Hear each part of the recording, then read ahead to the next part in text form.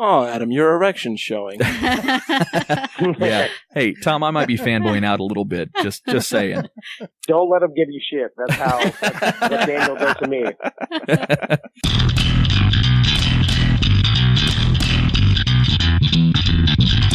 You're listening to Living Podcariously, bringing you real men's perspectives, unfiltered, unapologetic, and uncensored.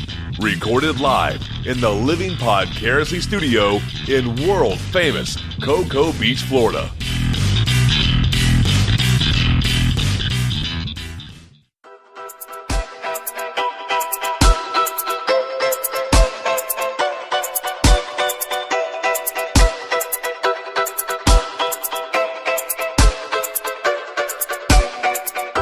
Welcome to Living Podcariously. We have a hell of a show in store for you guys this week. I am one of your hosts. My name is Adam. We'll go around the room. And my name is Tach.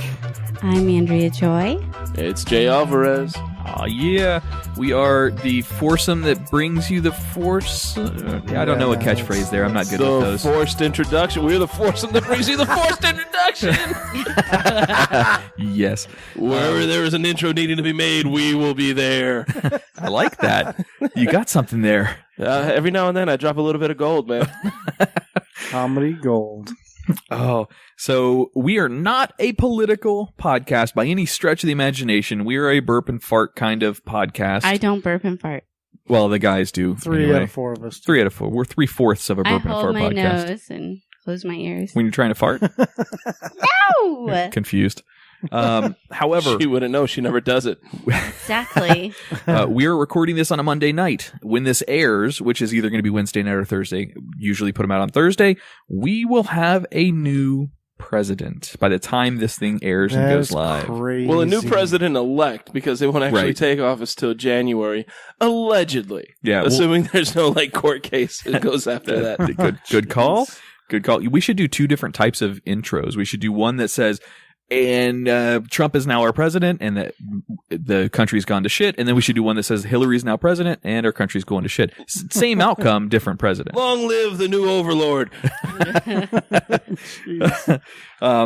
So Ron and I came up with a good idea, and obviously you guys are invited up here if you want to do this. But tomorrow night is the election coverage. So when the Electoral College shit comes in, we don't know what we're going to do for it yet, but he's coming up here, and we're going to do some kind of drinking game here in the house for when the election process is happening. So we're going to bring in the new president-elect and do something about it. So I don't know how we're going to drink yet. When a state goes blue, we drink. When a state goes record? No. Oh, this is just sitting around TV, drinking beers, and Gotcha. watching. Am I invited? You live here, so... You keep inviting everyone, but you never invited me. That's a good point. I cleared it through you, though. Isn't that what a guy's supposed to do with his girl? Well, I didn't know if that meant I should stay or leave. Should I stay or should I go now? I say every time a steak goes red, you take a shot of Fireball. Every time a steak goes blue, you drink a shot of Blue Sapphire. Blue Sapphire? Yeah. Ooh. Because nothing's worse than a gin hangover. God, with Fireball. Are you guys going to have brandy and cigars in the study? And talk a little bit like this. Like you're French? Oh, I'm moving to France. No. Oh, it was so bad. Yeah, I know. I'm not the voice guy on the show. The joke. Ron used to always say all of his impressions sound like a French guy. Yeah, everything. I'm Canadian. Ha ha. I'm Latin. Ha ha. They're all the same. But so we got a good show for you tonight. We have a special guest interview coming up, hopefully after the next break, and that is Tom out of Orlando from TomandDan.com. He's a big podcaster out of Orlando. I mean, he's all Central Florida, but we're going to talk a little bit about going down to see Jay down in Melbourne at Old School Pizza. That was a blast.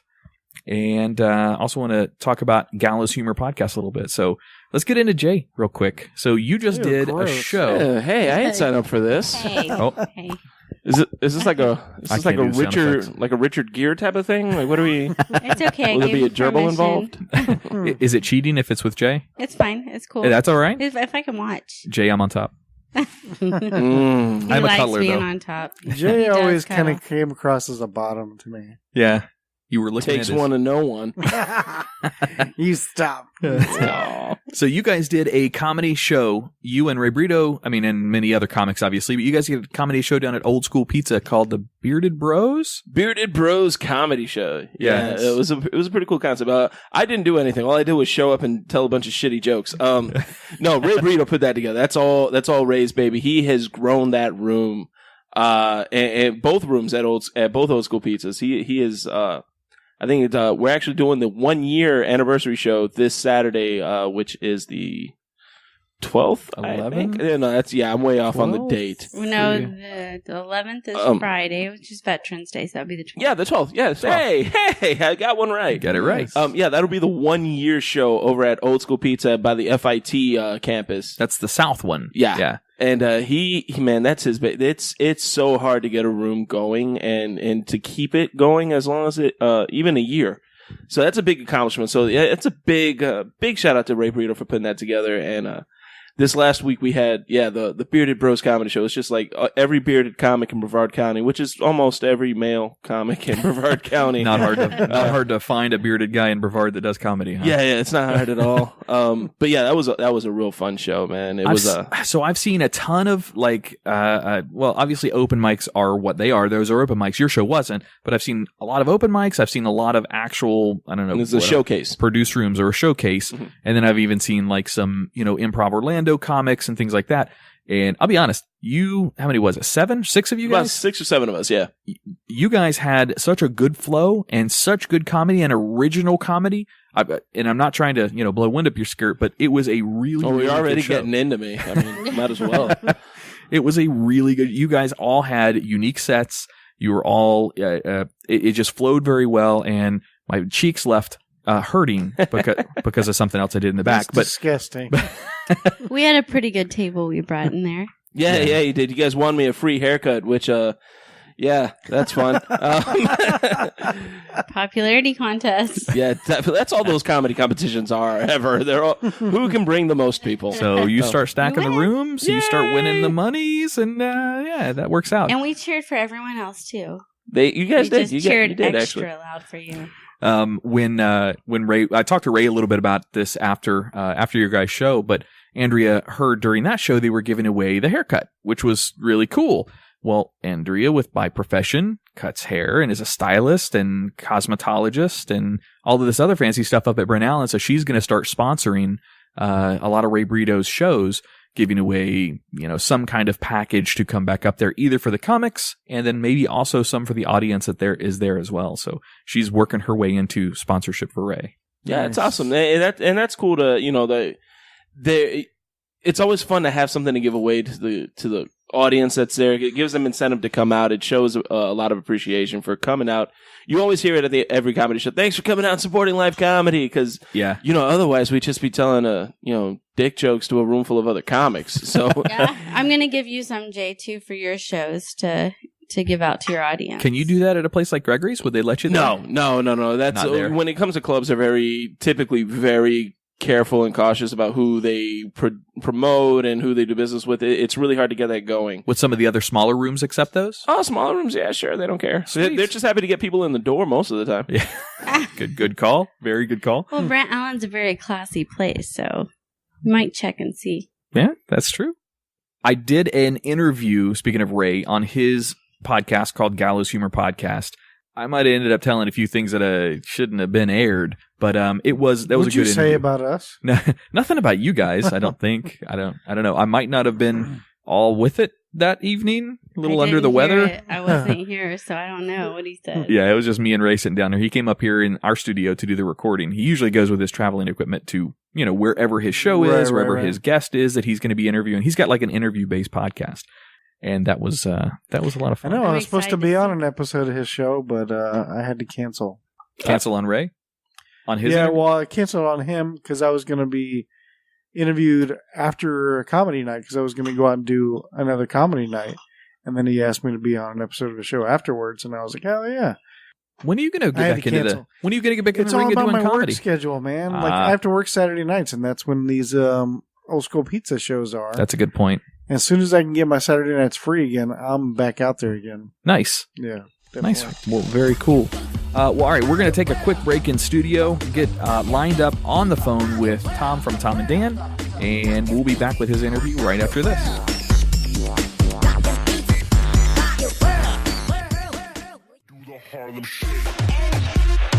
Hey, it's Adam. If you enjoyed the content or the cast of Living Podcariously, be sure to check out the other show we produce. It's called The Twisted 10. Each week, a host or a guest host takes over the show and brings their own unique and original top 10 list to the show. Here's a few examples. Top 10 crazy religious practices. Top 10 sexual fetishes. Twisted Guinness World Records. Top 10 possible human extinction events. And my personal favorite, top 10 best or worst infomercial products. As you can see, the content is all over the place for the show. However, it is a lot of fun to produce, and we hope you like it. As always, thanks for listening.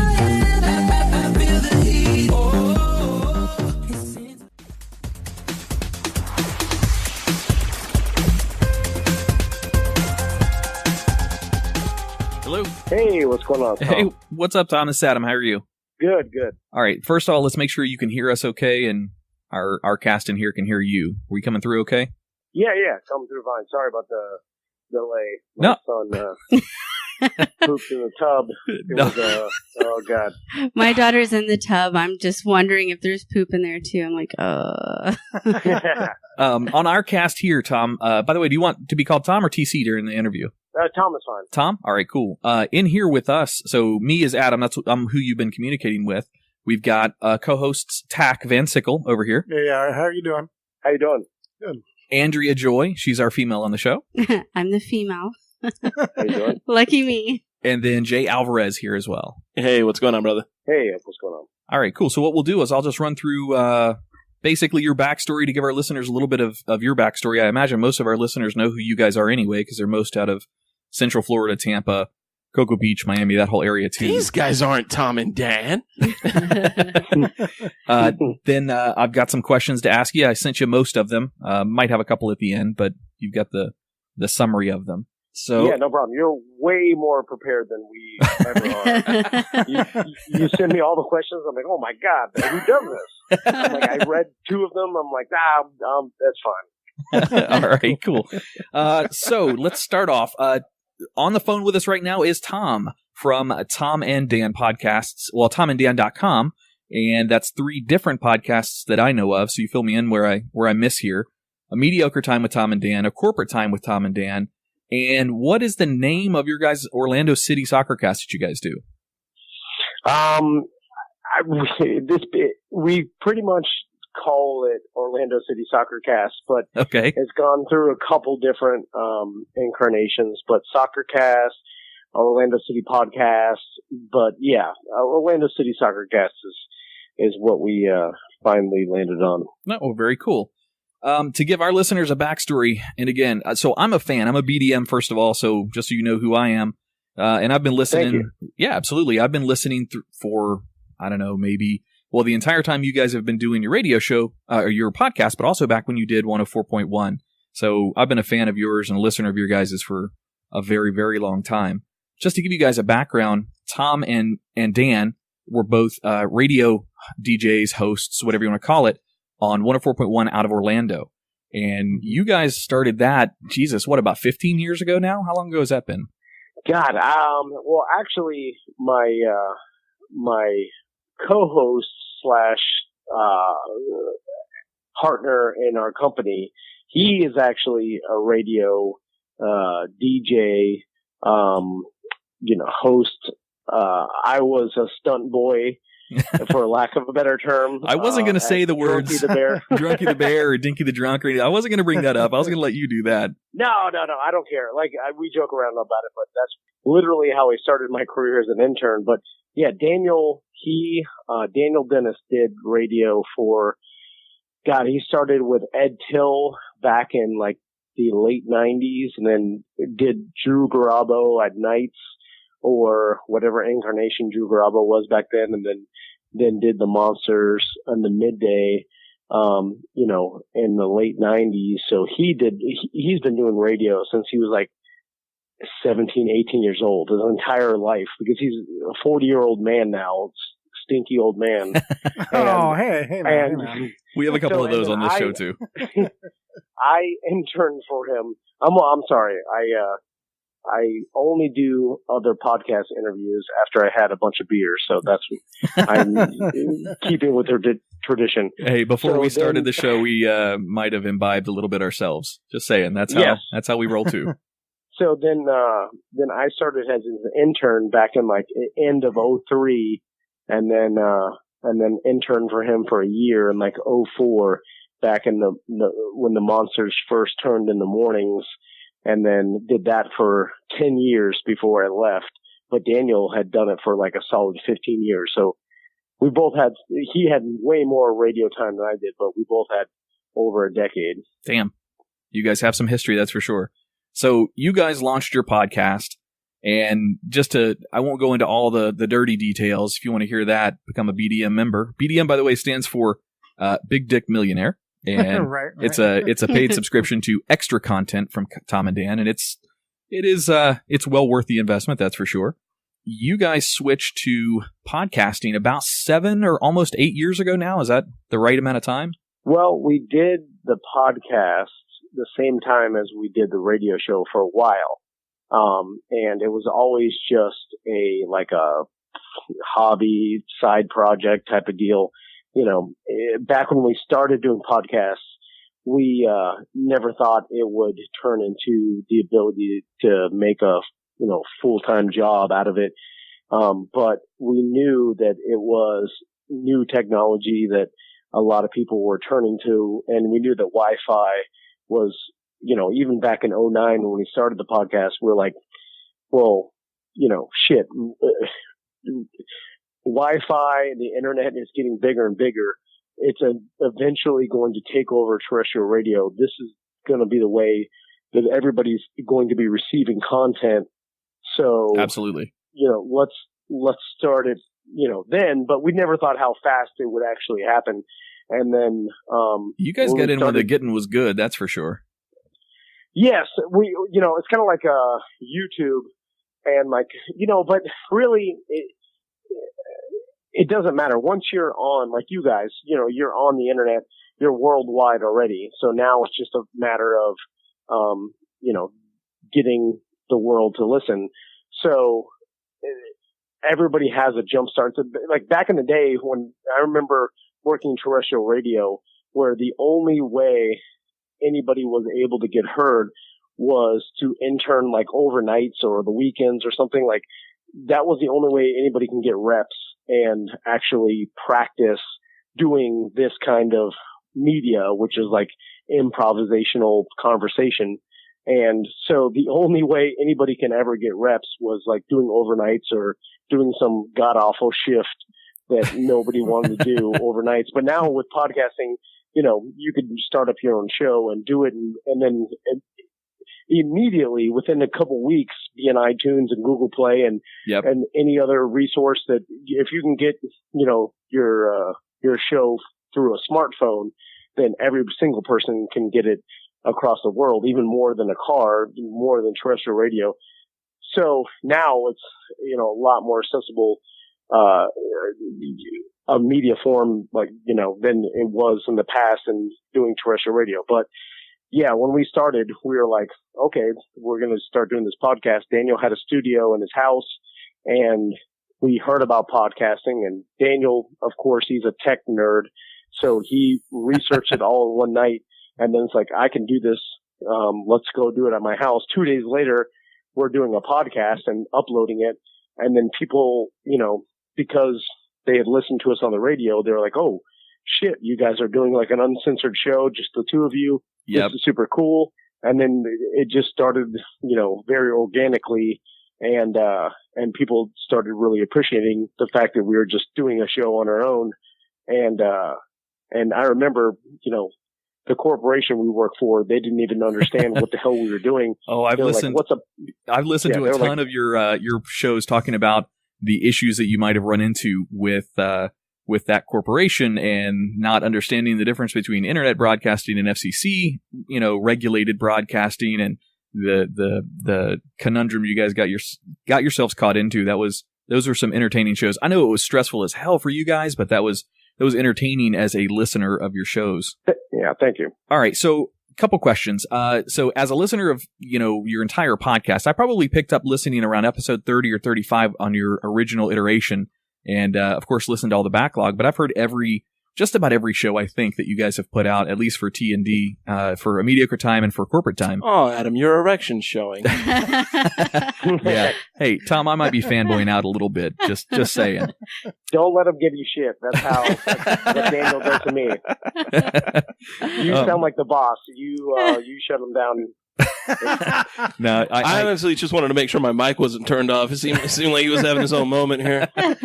No, I keep him live, and that's I enjoy the banter in the studio more than anything else. That's why it's having that almost like brotherly love out of some of your co-hosts is important, because you got to be able to take shit and give shit, and it's in this industry you kind of have to.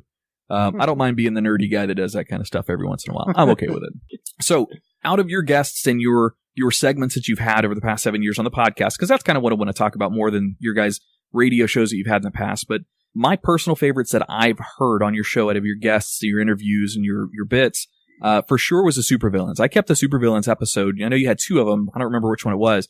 I kept that episode downloaded for a long time and listened back to it because I'm a big fan of the Supervillains. Plus, you guys did a hell of a job during their interview. Sounded like you guys had a lot of fun. Also, the Bert Kreischer interview was by far, and I even commented on you guys and sent you guys direct messages. That was by far one of the funniest interviews I have ever heard on a podcast format. And of course, Daniel's IRS scammer phone calls. Those are already classics, and that's from a corporate time. What are your favorites? Looking back over your podcast in the last 7 years or so, what is some of the stuff that stands out to you? What's your favorite? Wow, that's a good question. I mean, you named a couple that are my favorites too. I mean, there's a reason why I always, stuck with Daniel throughout the years. He's the most talented person that I've ever met in my entire life. He's crazy as hell, but super talented, and I contend like the most talented radio personality in the country when he was on the radio, just because of his natural abilities and everything he can do. So like his ability to do prank calls and everything is just it blows my mind every time I work with him. The stuff he does, I'm like, God damn, he's just super naturally talented. But I'll tell you one interview that we did that a lot of people don't remember, but it stood out to me as one of my favorites, and I think it's archived now. And maybe we'll release it after we do this interview, just because if your listeners go out to try to find it on our website. But we interviewed the amazing Jonathan one time. I love that guy. Man. That guy's awesome. Yeah, and it was a couple years. It was one of our first, because I'll tell you the truth. Like when we first, were trying to legitimize ourselves, even getting the guests from the Orlando Improv was tough, because they didn't really understand what a podcast was, and they were like, we don't want to waste our comedians' time. And, they do the media rounds through the TV and all local media, when they want to promote their shows. So we had to really fight to try to tell them like, hey, we have enough listeners that it would be worth it for you to come and do interviews with us, so that, that you could sell tickets to your show. Cause that's all that's about. They do media, so they should sell tickets to the show. It's all business.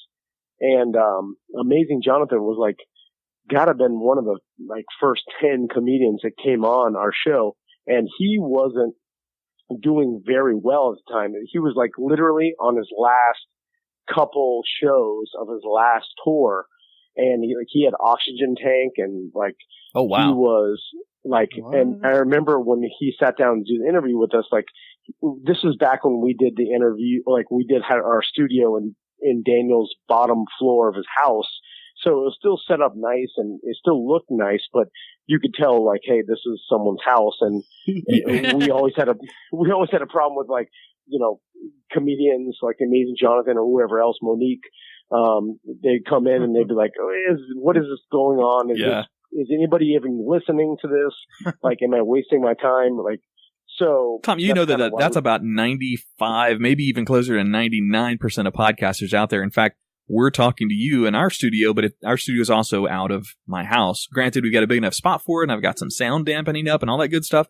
But yeah, it's tough to get, legitimate guests on that don't understand the technology behind it and how it gets broadcast, it does make for a difficult sale, that's for sure. I don't remember that, and I swear to God, I've heard every one of your episodes. I don't remember The Amazing Jonathan. I'm gonna have to go back and find that one too. I will, I swear, tomorrow morning I'll put The Amazing Jonathan up as a bonus episode on TomandDan.com. Nice. Because what that interview, like, it was the first time, like, he didn't give a shit. He was like sitting down, he's like, fuck it. I have one more. He's had one more Tampa show, and that was it. He retired. So he started telling us stories about, like, he's like, one time I did a special private stand-up for, God, what was it? It was like George Bush. I forgot who he was doing the stand-up for, but they hired him, Jerry Seinfeld, and Yakov Smirnoff to do a special private comedy show for George Bush and, like, the president of Russia at the time. It was some weird, like, crazy. Holy crap! This sounds like a beginning of a joke. No, I know, and they told them to, because the Secret Service couldn't tell them exactly where it was. They told them what street corner to meet them at, and like, so him, like, The Amazing Jonathan, Jerry Seinfeld, and Yakov Smirnoff was standing up at like the corner of a street, and they picked him up in, like, a security car and drove him to a secret location. And then he decided, at the time, he was like, you know what? It's a good time to do acid. So he did acid like an hour before the show, and he had like a gun prop in his, like, because The Amazing Jonathan was basically a magician, a comic / magician. He had, like, a bunch of props, like Carrot Top, and like he had a gun prop, and, like, he was fucking around with it, and, like, the Secret Service tackled him behind the scenes, and he was freaking out on acid. Like, he told some crazy stories. He also stuck something up his girlfriend's ass, and Roseanne Barr was his neighbor, and Roseanne Barr had to take him to the emergency room. It was like, he told the craziest story. And that's all in the episode? Yes. Oh, yeah, nice. Absolutely. Like, he didn't even care. He's like, listen, half these stories I've never told before, but I don't give a shit. I'm doing my last show, like, next week, and that's it. I'm never doing media again. And I don't know. I haven't heard. I mean, this was years ago, but I don't think he hasn't passed away or anything. But he's, I guess, definitely retired. But anyway, that was the first time that we had a comedian or any, like, big time interview, and that it was totally, like, unrestricted, like, uncensored, honest as hell. And after that interview, I realized, like, holy shit, we have something really cool here, because these comedians feel super comfortable, and they, partly, I think, because he thought no one was listening, he was like, I'll just tell all these stories. I don't give a shit. If he was talking to Barbara Walters, I don't think he'd tell these stories, because he's like, oh, a lot of people are listening. So you're saying it's a good thing to keep a little room in your house designated for podcasting. Maybe the comics will open up more to you. Your interviews are open up more to you. I do think that there's a part of that, but although now that we got a bigger studio and the comedians are impressed by it, they do try harder, because we've had experiences where, when we were, it's nice. You could do it out of your house. Here's the thing. The best thing about podcasting is you got to keep overhead low, because that's how you make money. I came from radio where overhead was always high, and, like, automatically they were spending millions of dollars a year just to broadcast their content. And then they were like, well, we're starting off negative, so that means none of you motherfuckers are getting paid anything. So it's good to keep overhead low, but also keep a professionality that tells your guests that, okay, someone's listening while I do an interview. But if you're a professional, and most people are, they'll give their all, but sometimes, you'll get duds that come in and just, you guys have had some amazing guests on too, from everything from Carlos Mencia to Pauly Shore to Monique to, I mean, you name those comics and they have come through, plus some awesome musical guests that you guys have had on in the past. So it's a good show. I'll take this off podcast, Tom, but I've got several more questions. Do you have a time restriction, or let me just say, when we get to the point where you're ready to bail, because I know you're with your family, just let us know and we'll drop the call and I'll wrap it up. No. It's fine. My wife has already yelled at me. Like, why are you? I told her 5 minutes after my son shit in the tub tonight. I was like, by the way, I have to go do an interview. And she's like, what are you talking about? And I'm like, I was afraid to tell you because I didn't want you to get mad. And then she already said, go do your stupid interview. And I'm now in my room. All right. Pacing back and forth. So I got time. All right, cool. All right. So moving on with the questions. Here in our studios, we've run into this in the past. So I wanted to find out maybe a little behind the scenes from you guys. Have you and Dan ever run into a situation where personal friends or family get offended by something you said or done on air? How did you guys handle that to calm the waters? And the reference that I used here is way back in the radio days, you used to have a pseudonym for your wife being Elizabeth Longhair. And I remember the personality that you kind of built for her on the radio, and that might not have translated well. But have you guys run into that with the podcast? Have you offended? Have you, and how did you guys handle that? There was only, and this sounds ridiculous, but there was only one scenario in my life that someone brought something up in my personal life that shocked me, and I was surprised. So, like, when I started doing radio, I always made fun of my, at the time, girlfriend, and she turned into my wife on the, in real life. And she always, the good thing about my wife is she never really listened. She's, she's not interested in what I do. So she was like, I don't give a shit. So it didn't matter what I said. And she always knew it was a joke. And it also helped that I started when I was like 21, turning 22.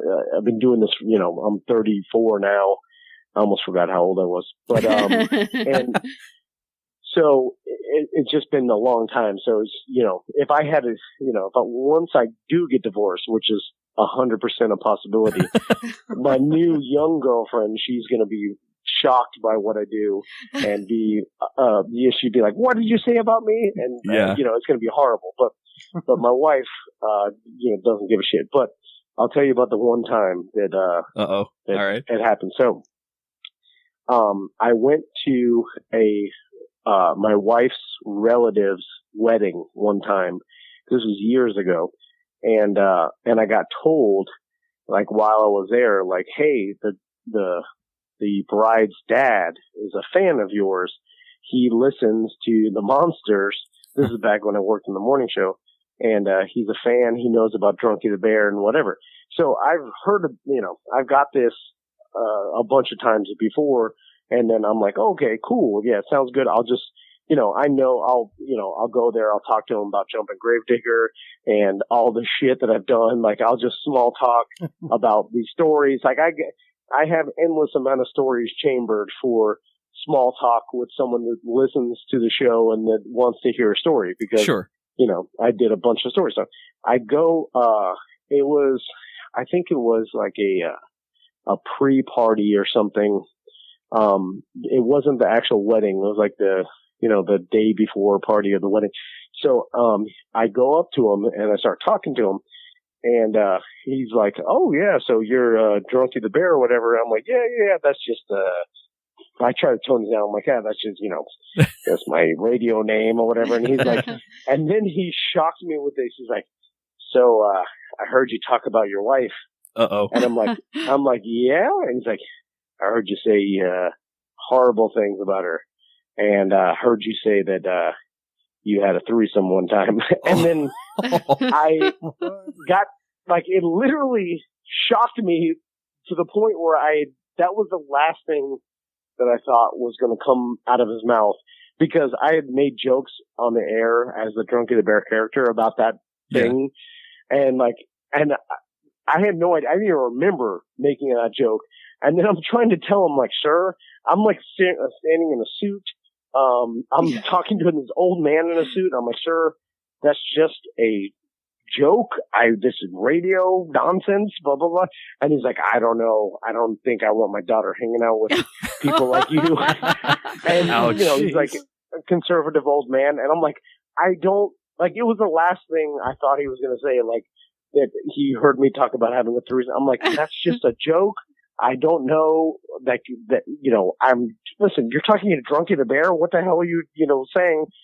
And, anyway, that shocked me that stood out in his mind enough to confront me with that. But other than that, you know, I've never really had a problem. And like, that's good. Besides from my wife, like my mom and my side of the family, they don't give a shit. And most of them don't listen. My pop-up, he lives in St. Cloud, Florida, and he doesn't. I told him I was like, he knows I'm like, I do or used to be on the radio, and but he told me one time, he's like, I tried listening to you guys, but you talk too much.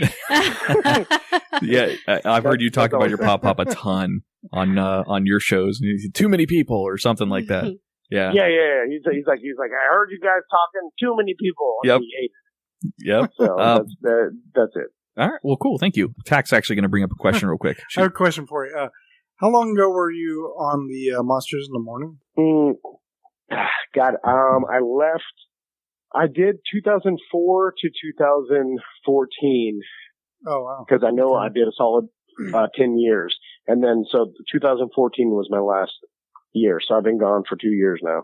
I got you. Yeah, I think it was back in 2005. I used to live in Jacksonville, and I had a band, and I think you guys were doing some sort of contest where, like, local bands would send in their music and stuff for, I think it was to play, like, some festival or something like that. Yeah. And so we had sent in our music, and so we were all excited because you guys actually played us on the radio, but you guys didn't, pre-listen to it. So the first track on there, it starts off with, like, goddamn, God, you know, and they were like, and you guys were like all freaking out about it, like, holy shit, like the censors, you know, did you guys listen to this shit? And you guys immediately cut it off, and I was like, damn it. So I fucking blew it. No, listen, you didn't blow anything. You would be incredibly surprised how shim-shammy the radio industry is, and how nobody knows what the fuck they're doing. And I did literally, it's run by, everything is like hanging by a thread of professionality, and it's so unprofessional, so rinky-dink. It's crazy. It's like, and I'm understating it. That's how bad it is. Right. And it seems like oh yeah, no, there's no way these big corporations can be run like this. It's 100%. You guys are more professional than I've ever seen. You sent me a list of questions. First of all, we don't even do that, but the radio station doesn't even know who they're interviewing. 10 years I worked as a producer, quote, or, you know, pseudo producer or whatever, behind the scenes, helping these people. We would do interviews, and the host wouldn't even know who they were interviewing. Like, all of a sudden they would just call in, and that's how much time, like, literally, like, hey, we got Morgan Freeman on the line, and there would be no. So you're scrambling, trying to look up Wikipedia for Morgan Freeman and IMDb, and yep. I always pictured a radio broadcast, like every 5 minutes, someone's checking in with the producer, like, hey, we're broadcasting, right? They haven't cut us off yet. Dude, I remember when I was running the board after Daniel left, and I had to wait out a year because of my contract.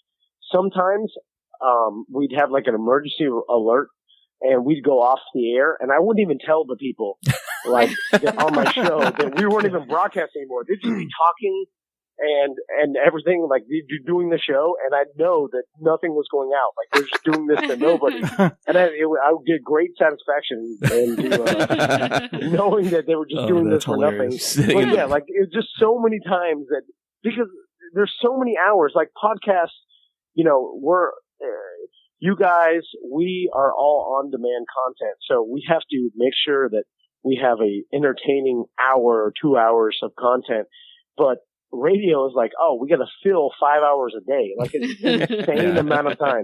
They're just filling time.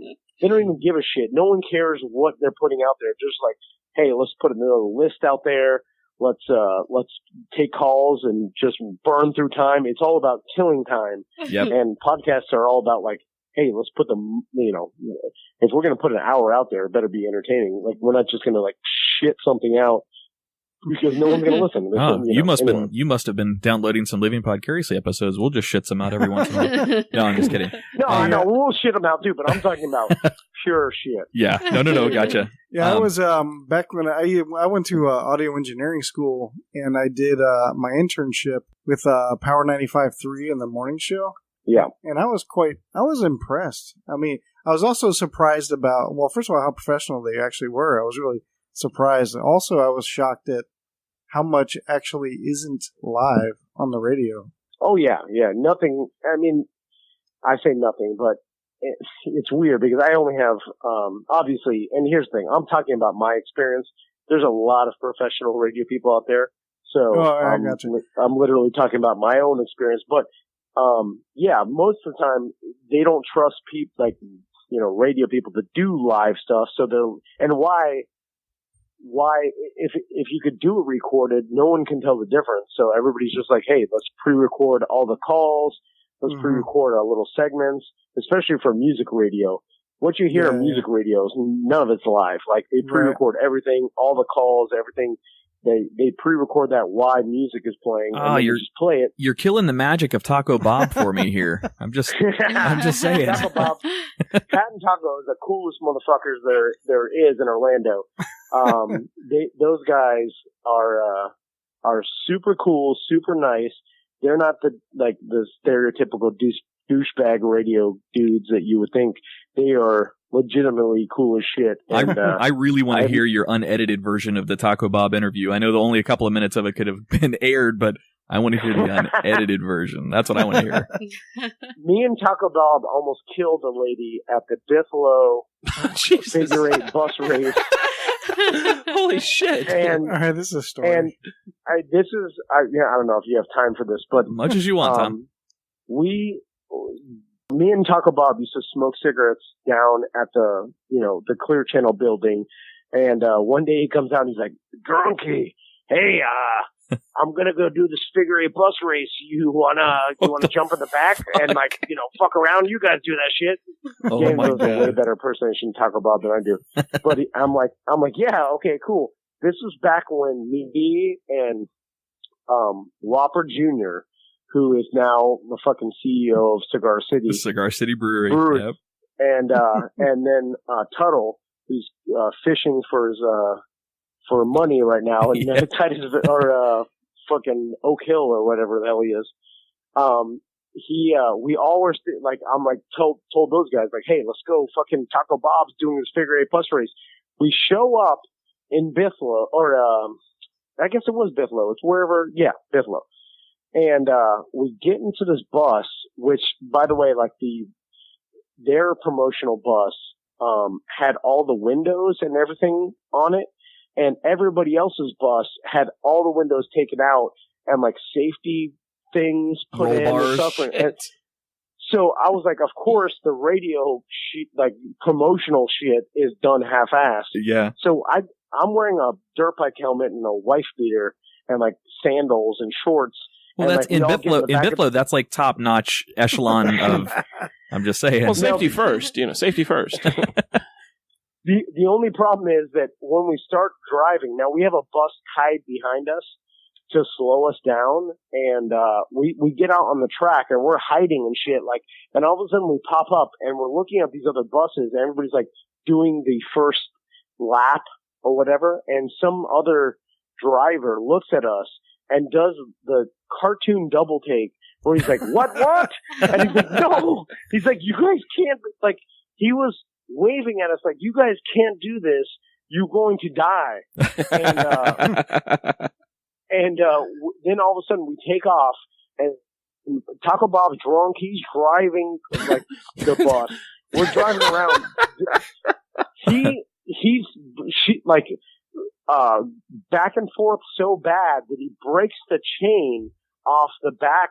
We're towing a bus. It was like 2 school buses, one school bus towing another one. That's how to slow everybody down. and he breaks the chain off of our bus, and then all of a sudden starts hauling ass. Of course, he's going faster than everybody else because now it's just one bus. And then he's like, all right, I'm like, look how fast I'm going. So they start trying to wave us off the track. And he's like, don't look at him. So we're like, holy shit. Taco's once-in-a-lifetime opportunity to drive a bus like a maniac. He's taking it. And so we start going around, and I remember we're going through because it's a figure eight thing. So, like, buses are going in between each other and, like, fast as hell. And, like, I remember looking at one point, and I'm like, if this bus crashes into us, because we're sitting in where, like, the kids' seat, or like where it sit, and we were like drinking beers, and like I remember saying to like Justin and Tuttle, I'm like, hey, I think we're gonna die. this is there's no safety belts, like the seats aren't even bolted into the floor, and oh my god. And by the time we didn't crash and we stopped, and then Taco Bob was like, hey, I'm gonna crash into this car or crash into this bus. He hauls ass towards his bus.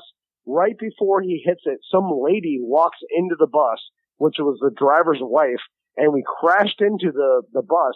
She flies up, like lands on the seats, and then I scream at Bob. I'm like, "Oh my god, I think you killed someone!" Oh shit! Then he's like, "Oh my god, I gotta get out of here." We reverse, we pull off, and we get out of the arena.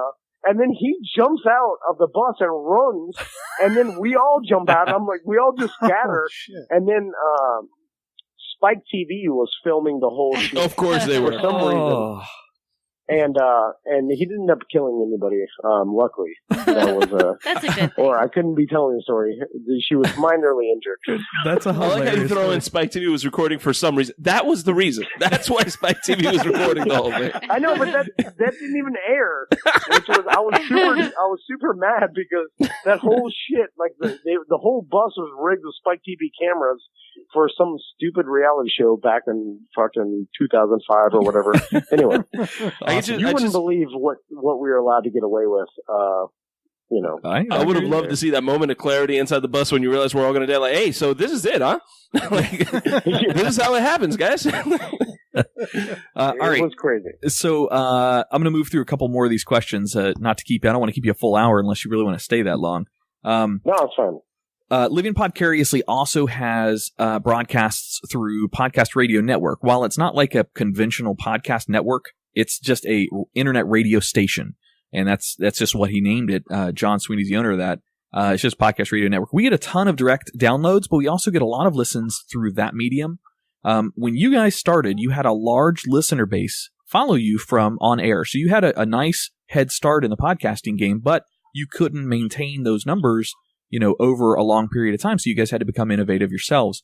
What are some, because there's other podcasters that listen to us, and I want to know from your guys' perspective, what are some of the marketing tactics you guys used to grow your audience past just your, radio absorbed listeners?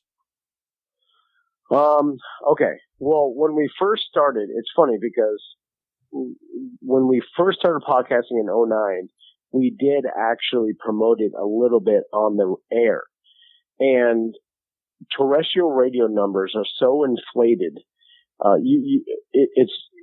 you would be blown away about how much. Yeah, they say you can reach 2 million people in our listening area, but that's just that they don't have a good way to actually show those numbers. There's no good metric to be able to actually capture that. No one's reaching 2 million people. Literally okay. No one I don't care who, no one in Florida. That's ridiculous. We're talking about, tens of thousands, if that. It's funny because I was told that throughout my terrestrial radio career, I was always told we're broadcasting to millions. And I remember when we made the transition into the internet, because I started in 2003 or 2004, that was before social media and before really websites were popular. Yeah. I remember working and us deciding to do a blog and the company telling us, what are you doing that for? That's ridiculous. What are you doing a blog for? We're in the radio industry. You guys are wasting your time. like, this is $1 billion corporation telling us we're wasting our time. And I'm talking about 2005.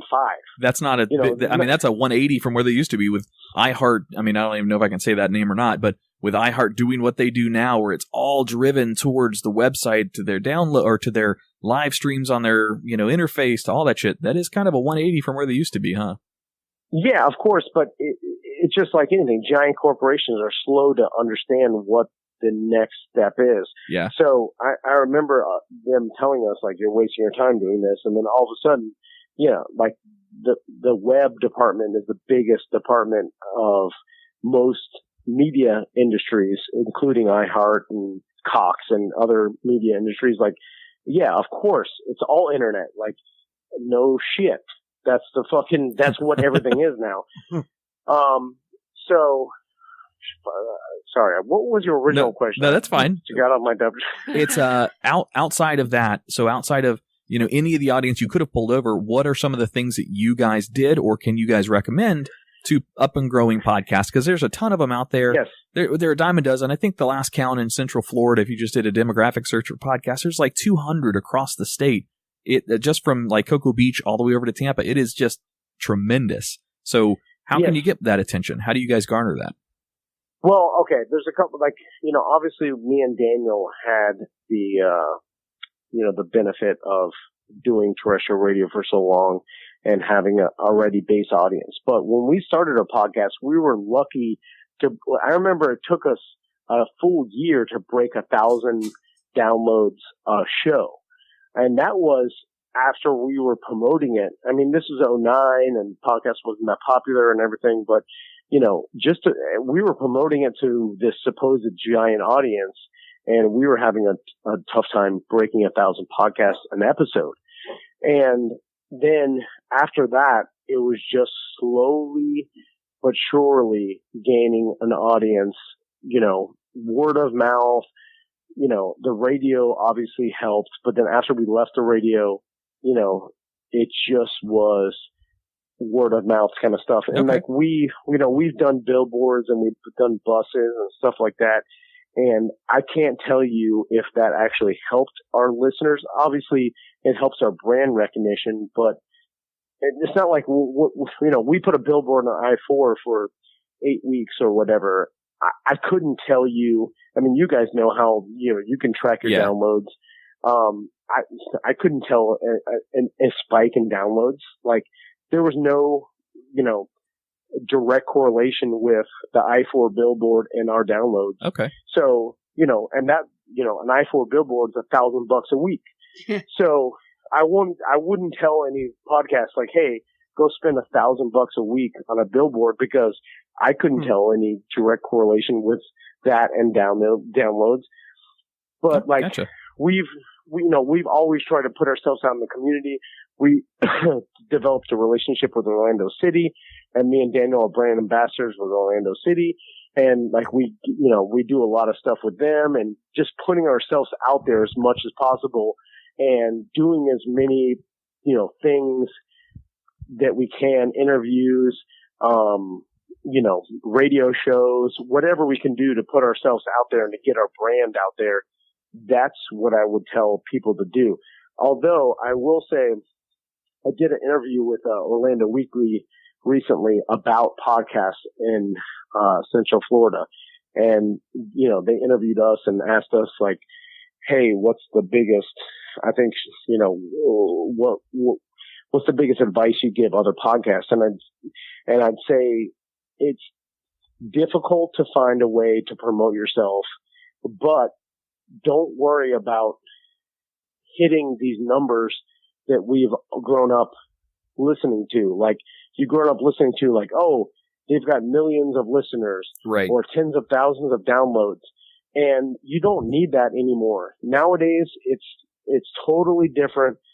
If you have a couple thousand downloads, you can make money off a podcast, because your listeners are engaged, and the people that are downloading your show are super engaged.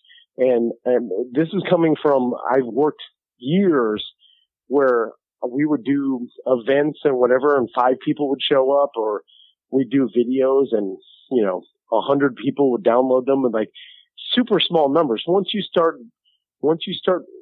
quantifying the actuality of what you were doing, those are some pretty big words.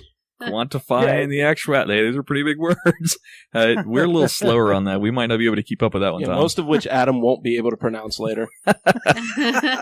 No, it's just like, it's such the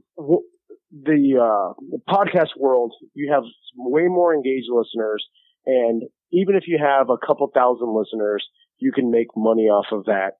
You don't need tens of thousands of listeners to be able to make money. So that's perfect. You don't need the amount of what old school traditional media back in the day was like. Okay, you have 100,000 listeners. Now we're talking, but nowadays, I think everybody should strive for like 2,000 to 5,000 listeners, and then you can monetize that no problem.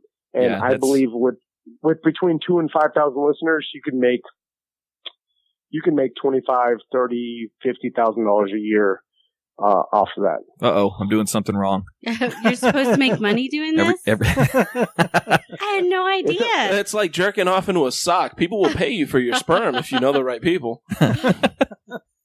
You guys you and Dan have often called yourselves as a homegrown kind of podcast, so that kind of plays in line with that. Word of mouth has worked so far for us, so that's what, we're kind of basing it on. That one little, addition into an internet music radio station, that grew our listeners probably by about a third of what we've got now. So that did well for us, but word of mouth is all that we've been to, so it's very similar.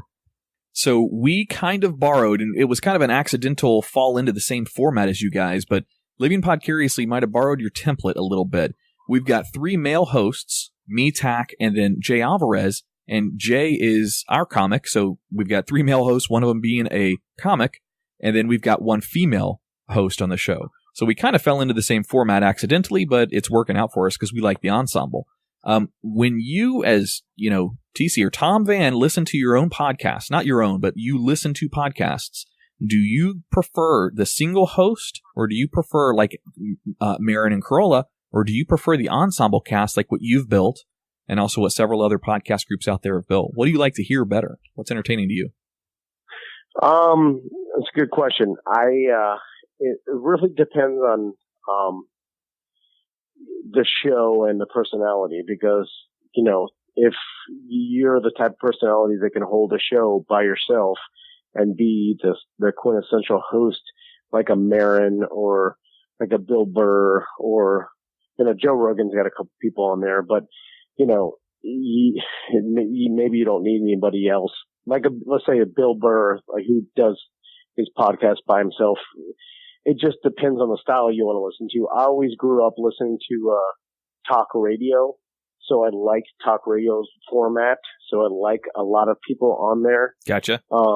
Even though I do listen to podcasts that are just one host specific, but I do like a lot of different personalities, because for me, you get to learn, the different people on the show, so what they think, and you kind of know the personalities and the characters, and you look forward to the diversity of that on the show. So, like you guys know, I'm sure everybody on your show, has a different kind of opinion on something. If you're all like-minded, it'll be a boring show. Exactly. Yes. So you want the diversity of that, and so does your listeners. So, me and Daniel, as much as we're alike with what we think is funny, we're 2 different people. Like Daniel's like literally an entirely different person than I am, personality wise, but we think the same things are funny. So when we do a show together, we have a lot of different opinions. And then of course Ross and Samantha, and then having a female voice on the show is always good because females are awesome.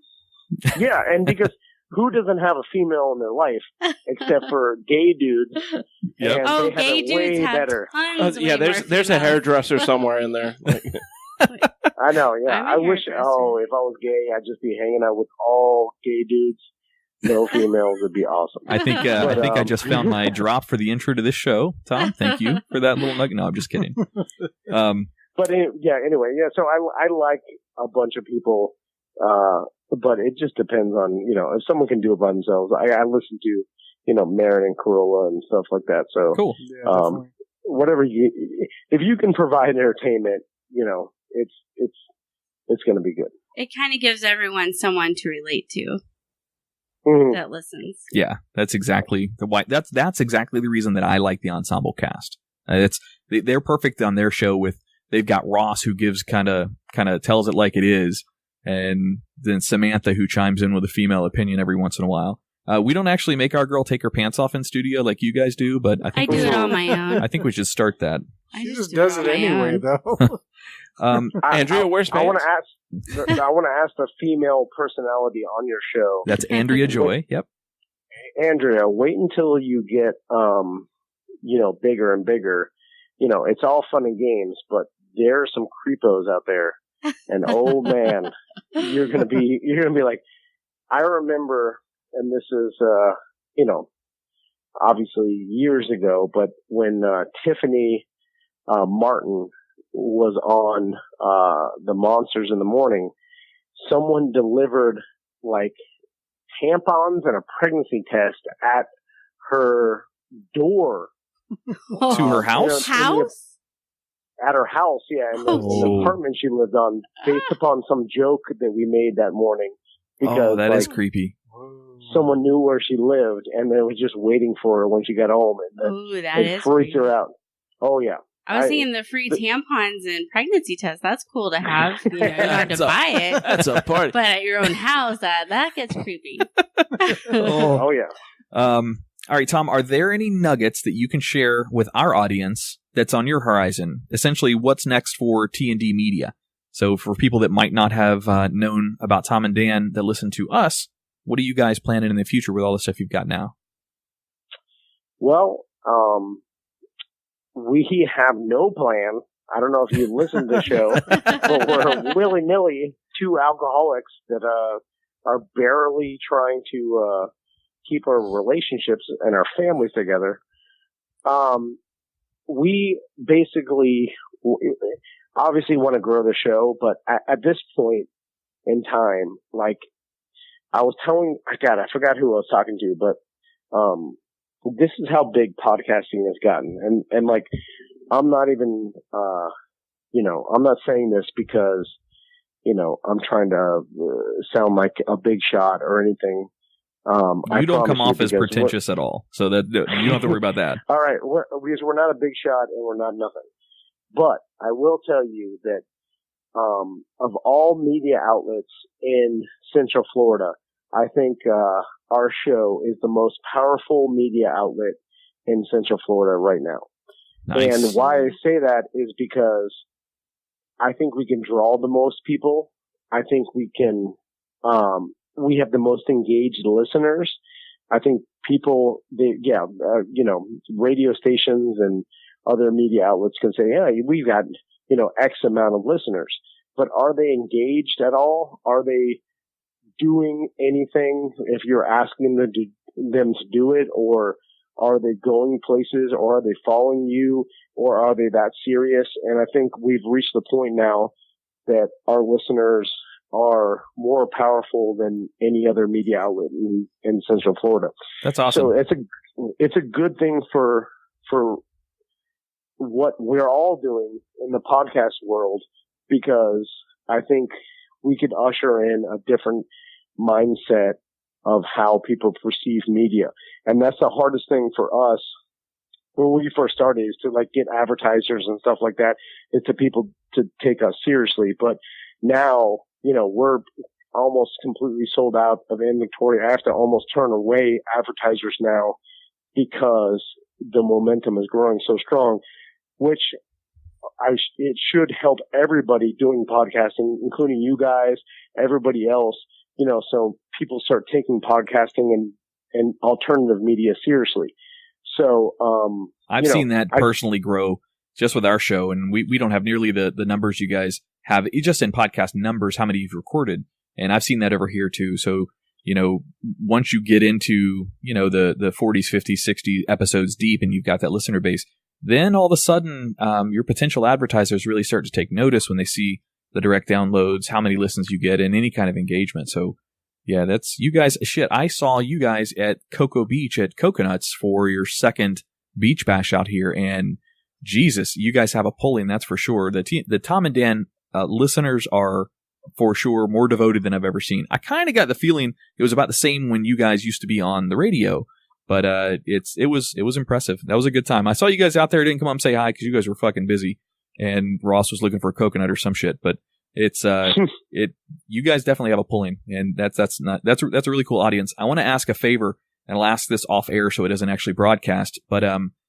when I edit the episode, I would like if you guys give me permission to tag that on your Tom and Dan group, just to say, hey, go listen to a Tom interview that we did, this past week. So if you're all right with that, I'd like to throw that up on your guys' Facebook page. Here's my first piece of advice. Never cut anything out. Leave it in because that's what everybody wants to hear. All right. Especially when you say, I'm going to cut this out. We've been doing that for years. Me and Daniel are like, we're going to cut that out. That's almost a joke with you guys now. Yeah. Partly it's because we're too lazy. You don't understand how lazy we are. We're never going to cut anything out unless it's going to literally cost us like over $1,000. Like there's a threshold. Like if it's going to cost us $900, we're like, fuck it, leave it in. Always leave it in. That's what people want to hear. It's the purpose of podcasting. No one wants to hear edited bullshit anymore with radio and all that shit. So everybody wants to, it's real, So yes, of course, tell everybody to listen to this. Tell you, hey, good recommendation. I just interviewed Tom. He was drunk again because he has a tendency to do interviews drunk, and that'll give you more downloads because all our listeners are like, I got to listen to Tom drunk, and then they're going to take what I've said and they're going to blackmail me with it, and they're going to make fun of me with it, and that's fine. That's good. His wife's going to use it during the divorce proceedings. Yeah. My wife is in there in the other room, like, goddamn, you're wasting she's drawing up time. She's drawing up the paperwork right now. I just finished my bottle of wine, so I need to open another. There we go, Andrea. Oh, are you married? No, I'm not. Oh, you're single? I'm not single, but I'm not married. Oh, okay. See, I made the mistake, Tom. I invited my Elizabeth Longhair on the show with me. Oh, okay. That's your girlfriend. Yeah, she's my girlfriend, yeah. Who's glaring at him right now because there's no ring on her finger. That's just because I want another baby. So I'm getting too old, and I need to have another baby before I get too old. Oh, she's rolling. How many babies? Hold on. Do you have a baby? She's 11. She's about to be a teenager. She's going to start puberty, so she's not a baby anymore. Oh, okay. So you got 11-year-olds, and you're. So when are you guys? How long have you guys been together? 10 months. Yeah, 10 months. His mom introduced us. I do hair in a salon, and I do her hair. She's like, you need to hook up with my son. I looked up his picture. I was like, oh no, that guy's a creep. I'm not talking to him. Bitch. Turns out she's right. And then he invited you on the podcast? Well, no, I started coming around, and actually he did, and his ex-wife was on the podcast, and she I'm doing it all wrong, was Tom. Here, and we were supposed to share a mic, and she made this big deal. I was like, you guys just do your podcast. I'm just gonna go outside. It's cool. Yeah, it's really awkward for all of us. So then she took the mic, threw it, left. And never came back. Yeah, out with the old, in with the new, Tom. That's what I said with that. Oh my God! Now here's the thing. This is the stuff I want to listen to. I want to listen to your podcast. I want to go back and listen to the podcast where you had your ex-wife and your new girlfriend on at the same time. You got some balls. Yeah, it's he walks around with a wheelbarrow in front of him. Yeah. It's impressive. It was quite hairy. That's for Harry, really? That's what we're using to go there. Manscape that shit, son. Oh. But I know how it goes. I can put up with anything. I know how this thing goes, and oh yeah, you see that now, but wait until your boy starts getting more and more famous. Wait, if I get more and more famous. Well, here's the thing. He'll always take the credit because he started it. and then you'll be like, they listen because I am on, and that'll start a huge riff. Then he'll be like, okay, you can come out with your own T-shirt, and you can get, that'll subside you for a while. But then, it'll... no, because I'll have all the females. They'll be on my side. No. Girl power. Here's the thing with podcasting. Okay, I get all the old men who love redheads. There we go. Yeah. You can go the horny route. I was about to say, podcast is a male-dominated industry, but all the males are horny, so they will take your side at the end of the day.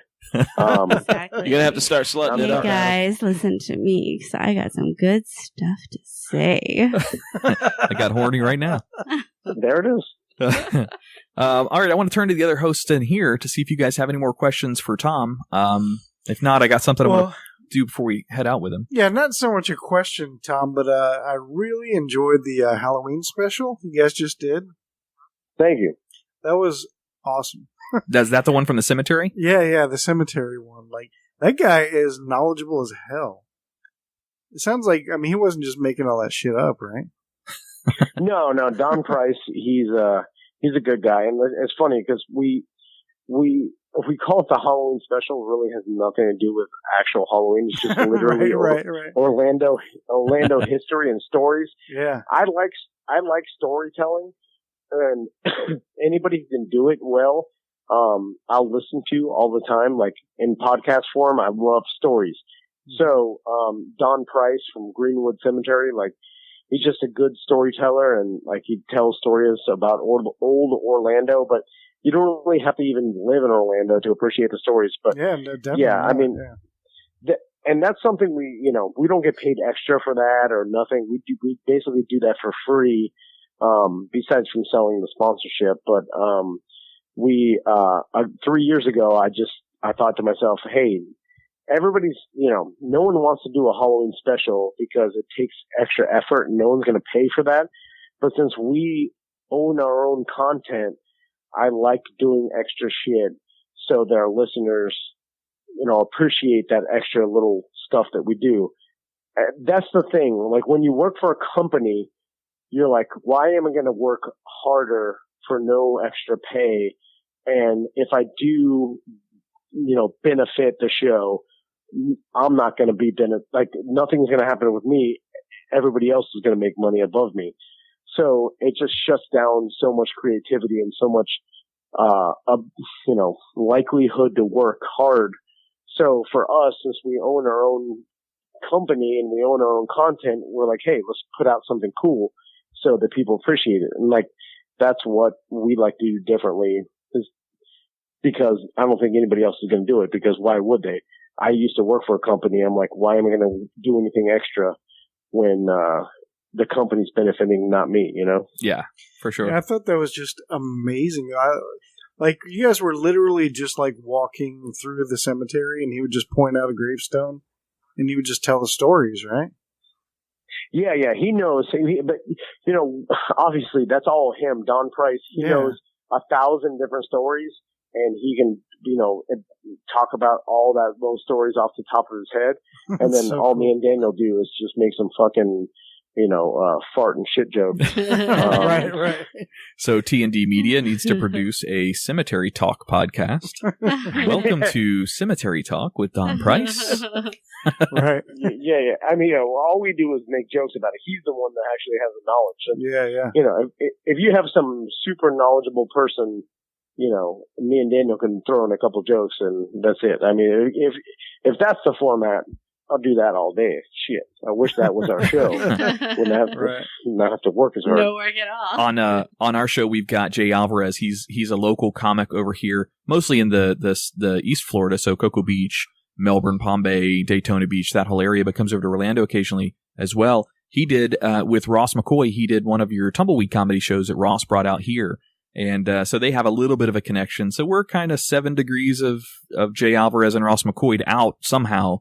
But we've got a little bit of a connection with you guys already over there at T&D. Yeah, it's sad that that's my claim to fame, and I'm just here for color commentary. Like, that's my qualifier. No, I once met Ross for 20 minutes. I've heard of Jay, and it's a shame that there isn't more venues that are more open to stand-up comedy, because it's a great show. Like, we started doing the Tumbleweed Comedy Tour, and that's Ross's whole deal. Like, we just promote it. Ross sets that all up, and he's got the relationships with all the comedians. But I mean, it's an awesome show, and there should be more shows like that. There should be more showcase shows, or just like stand-up shows at bars, because a lot of comics are looking for time, and bars should pay a lot more.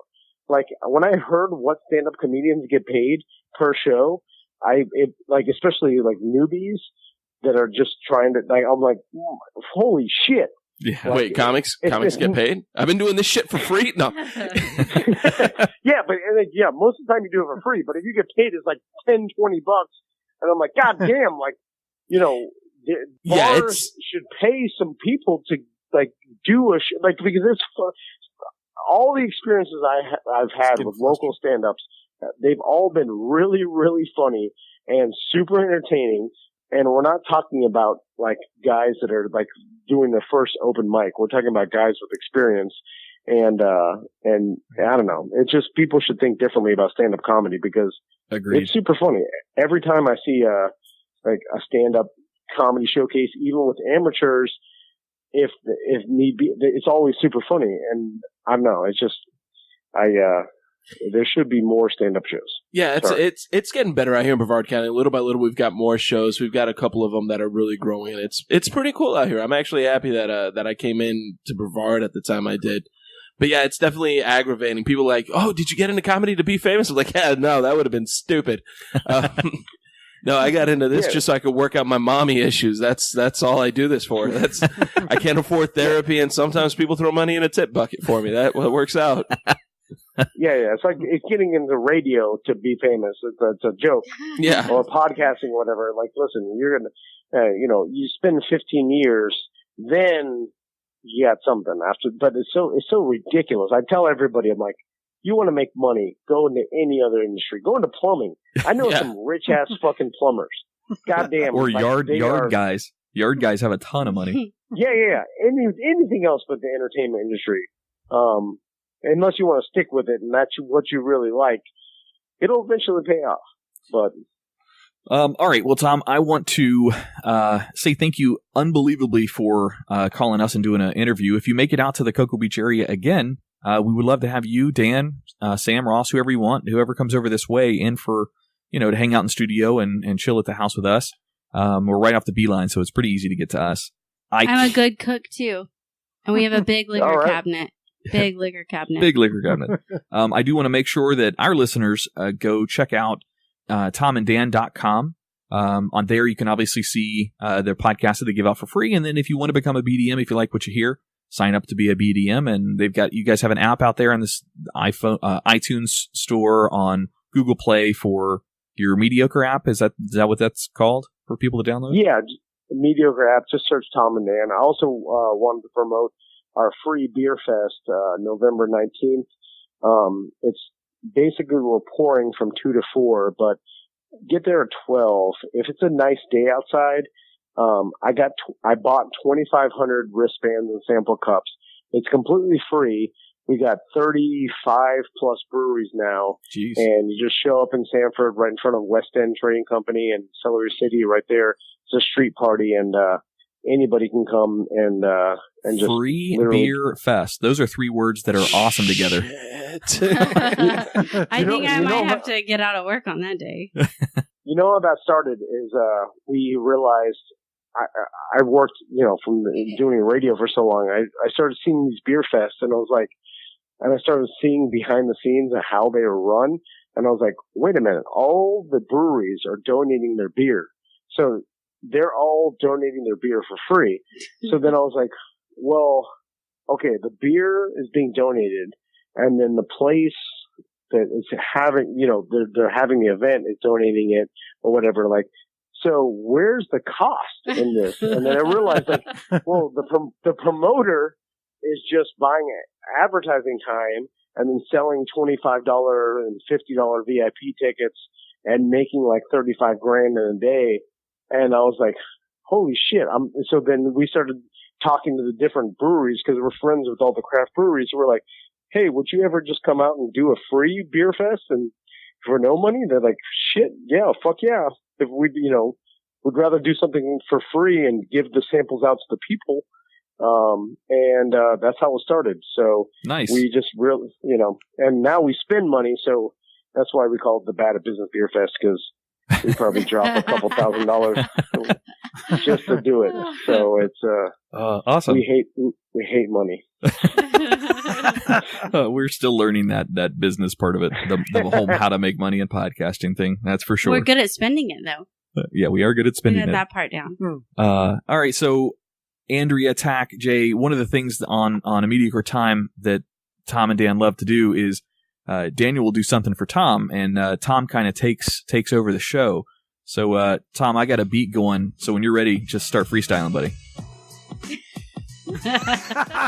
No, not. Goddamn! Hold on. Here's the problem. Here's how we blackmail. No, they do that on there all the time. I want to do it for you. No, man, you don't have to. It's more of a joke, of an inside joke that you guys do that on your show all the time. And I might have hit up Ross, and he said, "Just make him freestyle." Like, all right. This is how much I want to please everybody, especially you guys. Like, I started wanting to freestyle just so that you could tell all of our listeners, like, hey, go listen to Tom freestyle. For the first time. I will certainly turn it back up if you're ready, buddy. It was more of a joke, but if you can do it, do it. Listen, this interview is going to be called. I started off really drunk, and then throughout an hour, I sobered up and started making a tiny bit of sense at the end. Good deal. God damn it, awesome. that should be a memoir. Hold on. Yeah. I totally read that. That's like a true. It's like a Hunter S. Thompson memoir. It took you a minute to remember the name. It did. All right, Tom. Well, we don't have any more questions for you. We've already taken up just over an hour of your evening with your family. Do you have any questions for us or anything you want to shout out to our fans for them to go look at on your guys' websites or whatever again? No, I want to tell you guys to keep on doing it because listen, if you guys have a following and you can keep doing this, and I don't know what you guys do for your day jobs, but obviously you hate whatever you're doing because everybody hates their job. I don't know. And if you loved your job 100%, you'd never be doing this as a side project. Two of us work out at the Space Center. One of us is a hairdresser, and one of us, but I don't know what you want to call Jake you. from No, State Farm. I don't have a job. He's Jake from State Farm. Listen, even the stand-up you got, if you could just hang out and talk in one place and not travel, way better. Anyway, way better.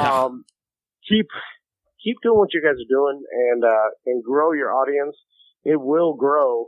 And like I said, you start making some money and it will happen. Like shit, media is changing. And, if me and Daniel can do it, and believe me, we make more money than we ever did in radio, and we never go back to radio again, ever. And they could never afford to bring us back. And if that tells you anything, then absolutely, keep on podcasting. Nice. Dreams do come true. Oh, yay. Well, awesome. Again, Tom, It's not thank you really for a dream. I feel like I'm miserable right now. Well, you just clean shit out of a tub. That's between that and your wife in the next room drawing up divorce papers. Yeah, I don't blame you. Yeah.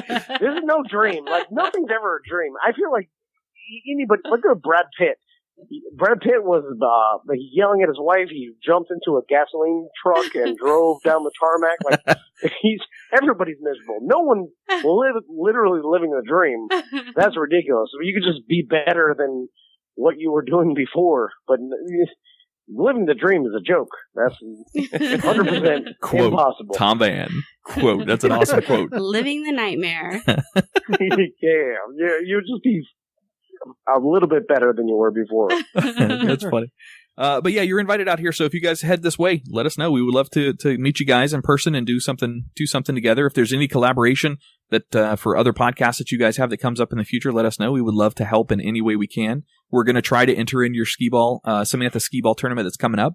But yeah, if there's anything that comes up, just let us know. Yeah, definitely enter that tournament because if you guys win, you could be doing a 45-minute show. Yeah, And that's literally. I've been thinking about just giving away our terrestrial radio show to like people wanting to buy it. Like, here's 100. If you pay us $100, we'll give it to you. Done. That's 25 each. We'll take 5 of those, that's our Tom. new business model because I literally don't give a shit about it anymore. And I just want someone else to do it because it's too much work. God damn. We only produce 2 shows. We have this, and we also have another show called The Twisted 10. It's a unique top 10 list. It's completely separate of each other. They're not tied together other than it's the same hosts. One's not nearly as crass as this one. But yeah, that's difficult to put together. It's just those 2 shows. You guys do shit tons of shows a week. So yeah, I know. I understand. I feel your pain. Baby steps. Well, I'm gonna start listening to you guys. You guys are great. Thanks, man. We appreciate that. Thank you very much. All right. Well, again, thanks for joining us tonight, Tom. And we will hit you up on Facebook and things like that when the episode releases. And thank you again for joining us. You don't have any idea what that means to me as a long-term fanboy of your guys'. I'm waiting for him to put this erection away. No homo. I'm getting some tonight. Thank you guys so much. I really appreciate it, and good luck with everything you do. And we'll definitely support you. And feel free to post this all over our BDN page or whatever you want. Oh, that rocks. Thank you so much, man. Thanks, have a great Tom. night. Thank you, guys. Bring the action.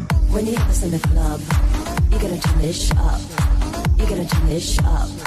You're gonna turn this up. Everybody in the club. And welcome back to Living Podcariously. That was an awesome interview. I think that went pretty well with Tom. What do you guys think? I don't know. Is that sock going to be stiff from now on? I mean, shit, dude. You kind of came all over the place there. I am a fanboy. Good Yeah, Lord. that's I'm a big devoted listener to them, plus a bunch of other podcasts, but I do like Tom and Dan. I know who you'll be thinking about tonight when we're together. Oh, yeah. Well, no, to quote one of Tom's saying, it would be, oh, yeah. That's one of his sayings on the show. If you listened, you'd get it. Kind of think. Jesus, put your fucking cock away, man. Holy shit, Why dude. do you still have it out? That's what I don't get. And you didn't have to hang a picture of Tom. You were next to wearing you. pants. Where the fuck did they go? It's okay. You can keep them off all night long. You're good with it? I All right. love it. I love cocks. No, that was a good Come out. interview. So Tom has a really good ability to answer an interview question and carry the question and just have conversation where you have interviews with people that answer yeses and nos and just die with the conversation. He did pretty. I was impressed with that. He was a good interview. Oh, I it's good. bet He you was- were. No, he seemed very down to earth, very cool. Yeah. I enjoyed it. Definitely. All right. So Andrea did a little bit of research for us, and she wants to carry on the bit that you started, I don't know, 2 weeks ago, last week, whatever, for the would you rather. Oh, The right, would you right, rather right, bit. I Yeah. don't know if it's research so much as prying into your brains. All right. Well, that too. Okay. All right. Oh, yeah, that's not an existential crisis waiting to happen. All right. We're gonna Right, get so- get inside Jay again. Some All right. 20 yeah. questions. I'm but- tired of getting violated on the show, guys, really. All right. Take it away. All right, well, 20 questions, but it's not 20, and they're not questions. They're would you rathers. Aptly titled. Yes. Thank you. I worked on that one all day. So, first one.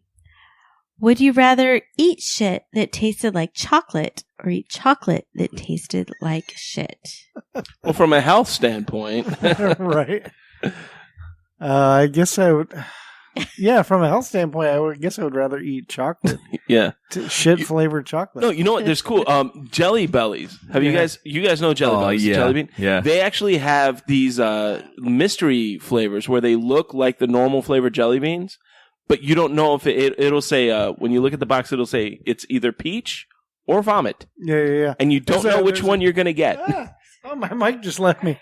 There's a game you can play, which might be a game that God, the dog just passed out on me.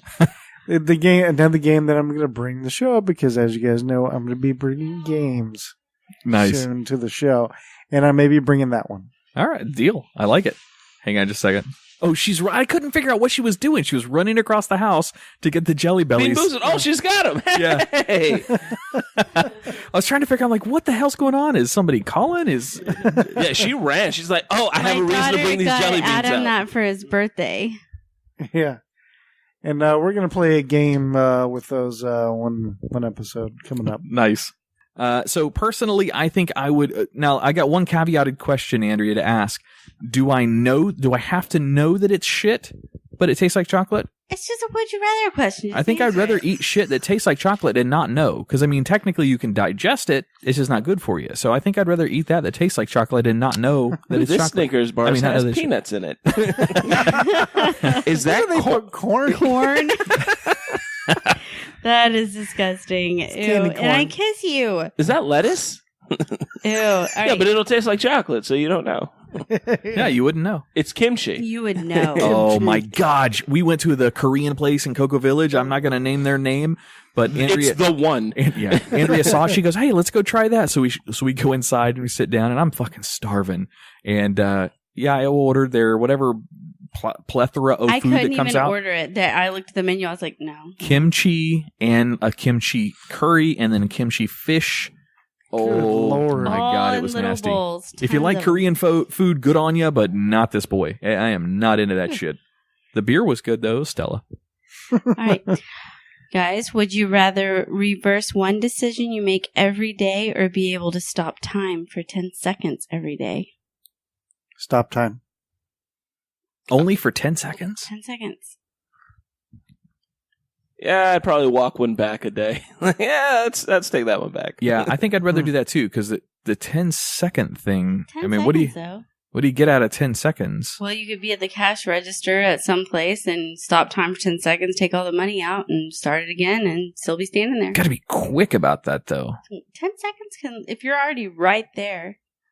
I think I'd rather take the. As soon as they click it open, it goes cha-ching. Yeah, but then what's going to happen is that it's still going to get caught on surveillance, and then you're going to wish you could walk that choice back. No, time stops. Time stops. Everything the whole world freezes freezes for 10 seconds. No one knows See, what happens. with Jay and Mai's decision, every day you could go out and do something incredibly risky. And if the consequences ended up bad, That's roll not it what right it back. says. You just get to reverse a decision. Yeah, I decided to rob a bank. Oh, I got caught by the cops. Let's walk this one Roll back. that one back. That is the Oh, we're not gonna control do it. Z Oh, of and then life. if you don't get caught, you'll not. Yeah, exactly. Just go with it. Yeah. All right. I just hopefully that didn't happen the next day that you get caught. No, I'll just do it every day and then walk it back until one day it just doesn't happen. I'm like, hey, all right, there we go. We can keep this one. That's kind of like Groundhog Day. Yeah, Basically, I Yeah. like it. I Yeah. like that. I'll make out with Andy McDowell. Punch Bill Murray in the face and just walk it back. I would never punch Bill Murray in the face. That man is a saint. No, would you shoot him if you look like a zombie though? No, hell no. He'd be the coolest zombie. I'd smoke with him. All right, here's a good one. Would you rather fight 100 duck-sized horses or one horse-sized duck? Man, ducks are fucking vicious as they are. Why do we gotta fight them at all? I know. I always wanted to cuddle It's them. so but violent. I mean, it's basically Shetland ponies is what you're looking at. 100 duck-sized horses. 100 Shetland ponies. That would be adorable. I think I would rather fight 100 duck-sized ponies too. More than one horse-sized duck? Ducks are fucking mean, and Yeah. they got that curly Q dick. Ooh, no. Yeah, no. Duck No. size. Yeah. I've been Duck-sized attacked by regular-sized ducks. I don't need a horse-sized one. I'm good. Agreed. All right. Would you rather run at 100 miles per hour or fly at 10 miles per hour? Fly. Fly. Yeah, Yeah, we'll go with easy. fly. Yeah, and 10 miles an hour is already kind of, that's a pretty good pace. I'm good with that. That's almost, would you rather be Flash or Superman? I mean, that's almost that. Almost. Would you rather continue with life or restart it?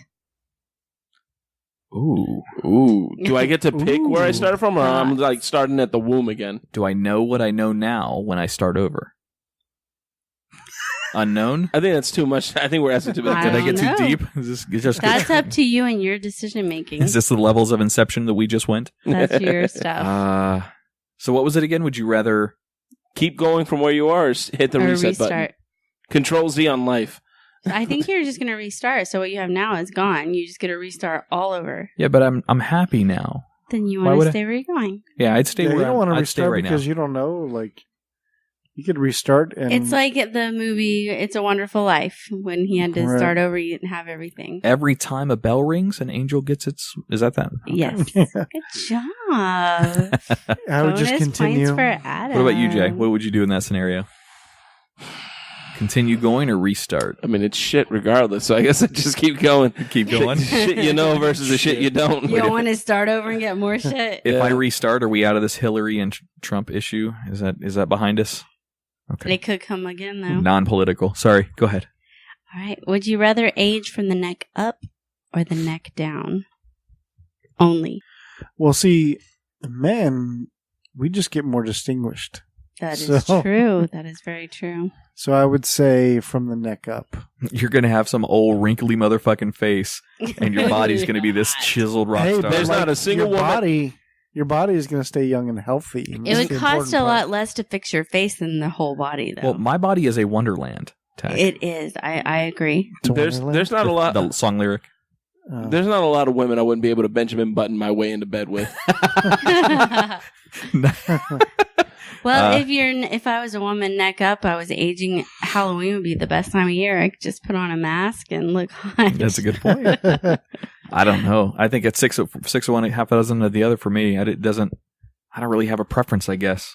Well, okay. Would you rather have a rewind button in your life or a pause button in your life? I feel like this is like the third time that same question's been asked. It's a little different every time. This is an IQ test, psychological profile. That's what this is. Yeah. I would rather have a pause button. And I'll tell you the reason why. I caveat that for back when I was a kid, DuckTales, in one of the episodes, the three little stooges or the three little ducks or whatever the fuck they were, had a clock that could stop and pause time, and they can go and do whatever they wanted to do. I found that so fascinating. Yeah, but was it only for 10 seconds at a time? This one's not 10 seconds, only though, work right? for 10 seconds? This one's not 10 seconds. Nope. This one's unlimited. Just a pause button. So you can just pause forever? Yeah. So, Tach, would you rather have a rewind button or a pause button in your life? I'm going to stick with like the last time I was asked that and pause. Pause. I love pause. Yeah, I'm still going with the rewind. You like the rewind? Yeah, the same thing For I the said same twice reason? already. Yeah. Yeah, the 10-second rule nixed it for me. The having unlimited pause is even better. I'd just take advantage. I'd be like Zach Morris and say, like, time out. Love Zach. Nice. All right, this one's a good one. Would you rather have an excellent relationship but terrible sex, or have an awful relationship with incredible sex? Didn't we have this one already? Didn't we talk about this last week? I don't think so. I've got a right hand.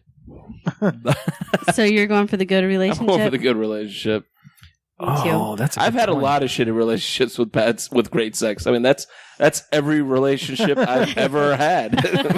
Yeah, I'm gonna go with a good relationship. Good. I'm going to do what you did to us a few weeks back. I want good relationship and good sex. Can I not do that? Is that No, not how it works? That's not the would you rather. That's All what right. she did to you last week. Good relationship and good sex. Yes, that's what she did. That's what I do to him every day. Oh, yeah. All right, next one. Would you rather always know when someone is lying or always get away with lying? Wow. Always know when someone's lying. Yeah. Always know. Knowing that is better. And then Yeah. you lie about knowing. Wait, what? No, you can't. I can't do that? No, But you won't get away with you it. can't get away with that. Yeah, I know you're lying. Yeah. Yeah? Easy. Yep. All right. Would you rather have 10 wishes and can't wish for money or have $100 billion? I'd have $100 billion. $100 billion and just buy my 10 wishes. Yeah. You can't buy wishes. What do you think I'm wishing for? Wishes A are boat, magic. a car, a house. Money. Just buying that wish. Tuition for your kids. See, I went non-selfish here. You too. I'm just Yeah, saying. I want the wishes. I wish I had a homeless foundation for children. Yeah. I got it, Adam. You get the money. I'll get the wishes. Done. We're We are there. set. Damn it. Good time to have a couple. Would you rather be Jay, Tach, huh? Oh, no. They- No. No, they can't go in on it with us. This is our thing. All right. Would you rather be opposite gender for a day or be a kid again for a day? Ooh, that's interesting. Kid, I don't want to ruin the magic. Opposite gender because Yeah, no, I my love luck. boobies. I want boobies. I mean, I have boobies now. Boobs now, yeah. Yeah. But you My- can play with my boobies all day. Yeah, but they're not attached to me. But I could just Aren't they, sit in though? your lap all day. That's a good. Hey, you know, Well, that's a very good perception. I think, like, no, my luck, the day I would pick to be a woman is the day I'd have You a get your period. period. Yeah, I'm sure. Because if some guy's going to be a woman for a day, it's got to be all of it. You probably give birth too. Probably would. Yeah, no, it's like, what was it, Quantum Leap? Where it was Scott Bagley, he'd leap into somebody, he's like, boy. oh shit, I'm giving birth. Like, Yeah. that would God. that would exactly be how it happened. Did he ever leap home at the end of that show? Did I he ever don't make know. it home? I lost I interest. saw Quantum Leap on Netflix. That was one of the shows I wanted to start again. I started it, Did you? but I only got about 3-4 episodes in. But yeah, I want to continue. I forgot about it. Was it good still? Yeah, it still holds up. I wanted to watch that one again. All right. Would you rather have your family read your entire internet history? You can't delete anything. Uh-oh. Or be secretly filmed while home alone and have the people at your work watch? Family would be way more Internet understanding. history. Yeah, no one's surprised. Yeah. Yeah. Oh, Internet look, history. more porn. Like that's Jay's family. Wow, he really likes midgets. That's weird. He even corrected himself on a spelling. They prefer little people. I think what I the was about to family would say. be less judging than everyone at work. I would prefer family because the family's still going to love you and forgive you after the atrocities. we have two different families. Of your- The atrocities of my internet porn history compared to my coworkers. It's a good thing I'm not seeing related. what I do with that internet porn history. Yeah, let's watch them add to it. Yeah. It's a good thing I'm not related to you because I do not want to know what your internet history is. Probably not. I think that's some things are left. You know what? The weirdest things on my internet history are what these guys search on their phones when they're over here for the podcasts.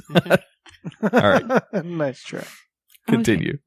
Wait, did we get Tach? Did you answer yours? Yeah, I did. What would you say? I didn't hear it. Internet history. Yeah. All right. Clockwise rim jobs, counterclockwise rim jobs. What about when you're south of the equator? Oh, is Does it go the other way? All right, last one. Would you rather be a black man in the southern U.S. in the 1800s or a woman in Afghanistan now? Ooh. Shit. Damn. Well, I don't know if the women are getting beaten or whipped, are they? Yeah. No, they get acid in their face. Yeah, It's pretty much almost the same. Well, if you stay covered up and you don't ever disobey a man, then you'll be fine. You'll live like a good woman. In the 1800s, if you did your job and didn't, That's a good point. Yeah, but that job involved being out in the cotton fields for you like would still at least 14 hours a day. Let's see. That's a tough one. That's almost a toss-up. That's rough. I'm going to go woman in Afghanistan. And again, I'd probably be on my period having a baby. But still. Yeah, me too. Woman in Afghanistan. At least you can play with that little baby after, though. I think I'm going to go. There's no joy. Yes, there is joy. You're not in a allowed to baby. have joy. No. I think I'm going to go to the same route. I'd rather be a Woman? woman. Yeah, in Afghanistan. That's just so you can play with your boobies in the bathroom. Win-win. I'm just saying. All right. Bathroom, And hovel, whatever. Yeah. that ends my Would You Rather. That was good. Cool. I like that segment. That's you guys you. have brought that pretty well the last couple of weeks. All right, so let's take a quick break in studio, and when we come back, we're going to have the Guyary segment brought to us by Andrea again.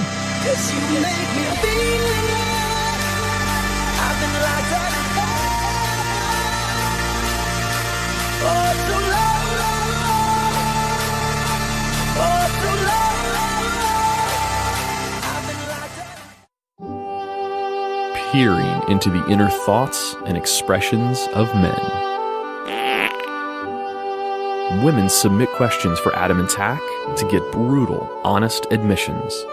We call this the Guyary. Guyary? Really? Is that the best we could come up with?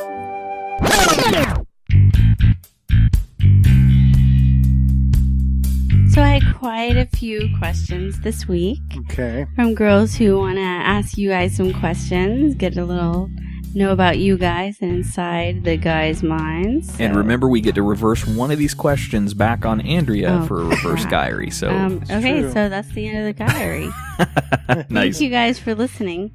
So this is supposed to be our unfiltered and honest answers to women's questions, either with their names or they could submit them anonymously as well. They all gave me names this week. This one's from Lydia in Florida. What are the most frustrating fashion choices you face? Frustrating fashion choices? Yes. What? Oh. Is this clean or not? Yeah. Does this pass the smell test? Yes. You're not exactly with a GQ kind of guy, you know what I mean? Yeah. I'm trying to determine how much longer I can get these flip-flops to last with all the tread worn off on them on the bottom. I've been thinking they're like 2 sizes too big for you, though. Now they're about half a size too big. They are a little No, bit there's big. like this much room out the back. No, You don't can tell me totally that. It makes me think I have a bigger dick when I have a bigger shoe. You don't need a bigger As dick. someone who You're wears a good. size 15 shoe, I can assure you that is a lie. Me wearing size 15 shoes just means I have a long trail of disappointed ex-girlfriends. All right. Okay. Number 2 is Yeah, we're not reversing that one. Yeah, no, well, because No? that's a No.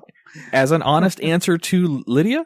yes. Yes. As an honest answer to Lydia, really, our What type about of when you're guys don't shopping?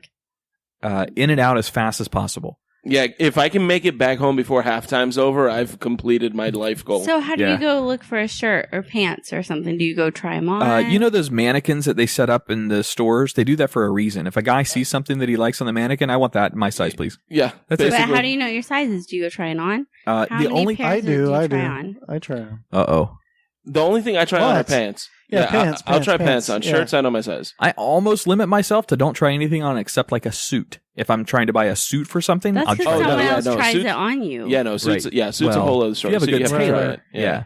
But shirts and shit, no. I buy it. If it doesn't fit, I either give it to somebody or I just take it back and No, swap I it don't out. buy it anymore. I just bring them to you. Yeah, Now, that's true. one of the things that frustrate me when I see other guys do it, people who wear suspenders with a belt. Oh, Yeah. fuck yourself in all your holes. I want nothing to do with you. We call those hipsters. Oh, And I must say, I know on the show I told you guys fanny packs were coming back in. Yeah. Adam and I were at the mall yesterday. Mannequin at one of the stores had a big fanny pack on it. was it a German mannequin? Did he have his family with him? He was headless. This was one of those like skate and surf shops. This was not like a I told you that's how it was back in the day, man. it was That's Hot crazy. Topic. No, it was Skate Zoomies. thing. Zoomies. Right beside Hot Topic. Zoomies and Hot Topic are not sponsors of Lip. No, I'm just kidding. But they do promote fanny packs. Interesting. Hmm. I don't think I'll wear I don't know. I don't want to say I'll They never wear promote No, you fanny won't. packs because they have Did to he- figure out how to get them out of their stock Don't worry, room. honey. You will not wear a fanny pack. I won't Did let he? you. All right. Did the mannequin wear the fanny pack in the front or the back? It was The on front? the tip on the side. On the side. It was a little bit on the side, more towards the front, a little on the side. But it was Gotcha. hanging real low because it's popular to sag. You know. Right. No, it was up there on the hip. It was total fanny So he was pack. carrying low, so it was like he was carrying. It was a female fanny pack. Like Oh. I don't know what the rule is, but if you carry low, it's a girl. If you carry high, it's a boy. Something like true. that. Oh, the styles that are coming back. Oh, man. Oh, jeez. As long as All right, tight number rolling 2. jeans doesn't come back, we're good. Oh, it's coming. No, it's not. Number 2 is from Valerie in Texas. Why are men obsessed with butt stuff? Because you let us. Like what? You're talking about like anal? I'm not obsessed with it at all. oh. I don't really care I much see, about I see. I thought it was the obsession with a butt, but it's talking about doing butt stuff. That's what I took it as. I guess you can Yeah. take it whatever you It want. said butt stuff, right? That was the actual quote. Yeah, butt stuff. Okay, it's one of two reasons. Either A, you let us, and well, there's no reason not to be if you let us, or B, or two, you don't let us, and you always want what you can't have. That's a good point. I didn't think about the taboo of this. Yeah. Yeah. Usually, I would guess what's the taboo of it makes it more fun. Yeah. I would agree with Yeah. the taboo behind it because it's not supposed to happen. It's a sin. It's illegal, right? Yeah. That's In like some Technically- states, yes, sodomy is Sodomy. illegal. I Yeah. believe in Florida it's illegal. UCMJ, buddy. It's against the UCMJ. It is against the UCMJ. It absolutely is. It might be. That's also like saying that giving your husband a blowjob inside is illegal. That's technically illegal Yeah. in our state. That's I all think right. I'm that with a there's- guy who loves breaking the law, so There's an episode of the Twisted 10 where it discusses things like this. The crazy religious practices. No, No. the laws. The laws The that are. laws. Yeah, the yeah, laws that there are. Andrea wasn't Joy one did. about Still on the there wasn't books. one about butt sex though. We'll have to do another one of those, huh? That was a good episode. That was awesome. That's my first one. All right, number 3 is from Erica in Florida. What do boobs feel like against your chest when you hug a woman? Can you feel them? Yes. There are 2 ways to do a hug with a girl. You go in for the gentle pelvis away and shoulder in, so you are polite about it. And then there's another way to give a girl a hug where it's full body contact, straight up in there. Honestly, I don't even notice unless it's like a stiff bra.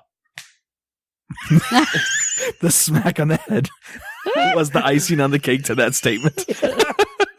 That was awesome. That was awesome. That's me snapping that stiff bra.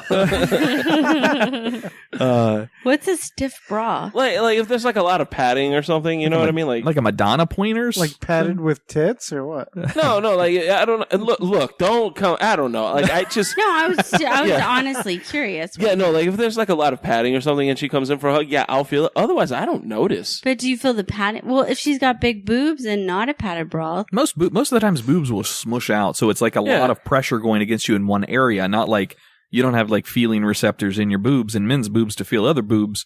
I mean, at least I don't know.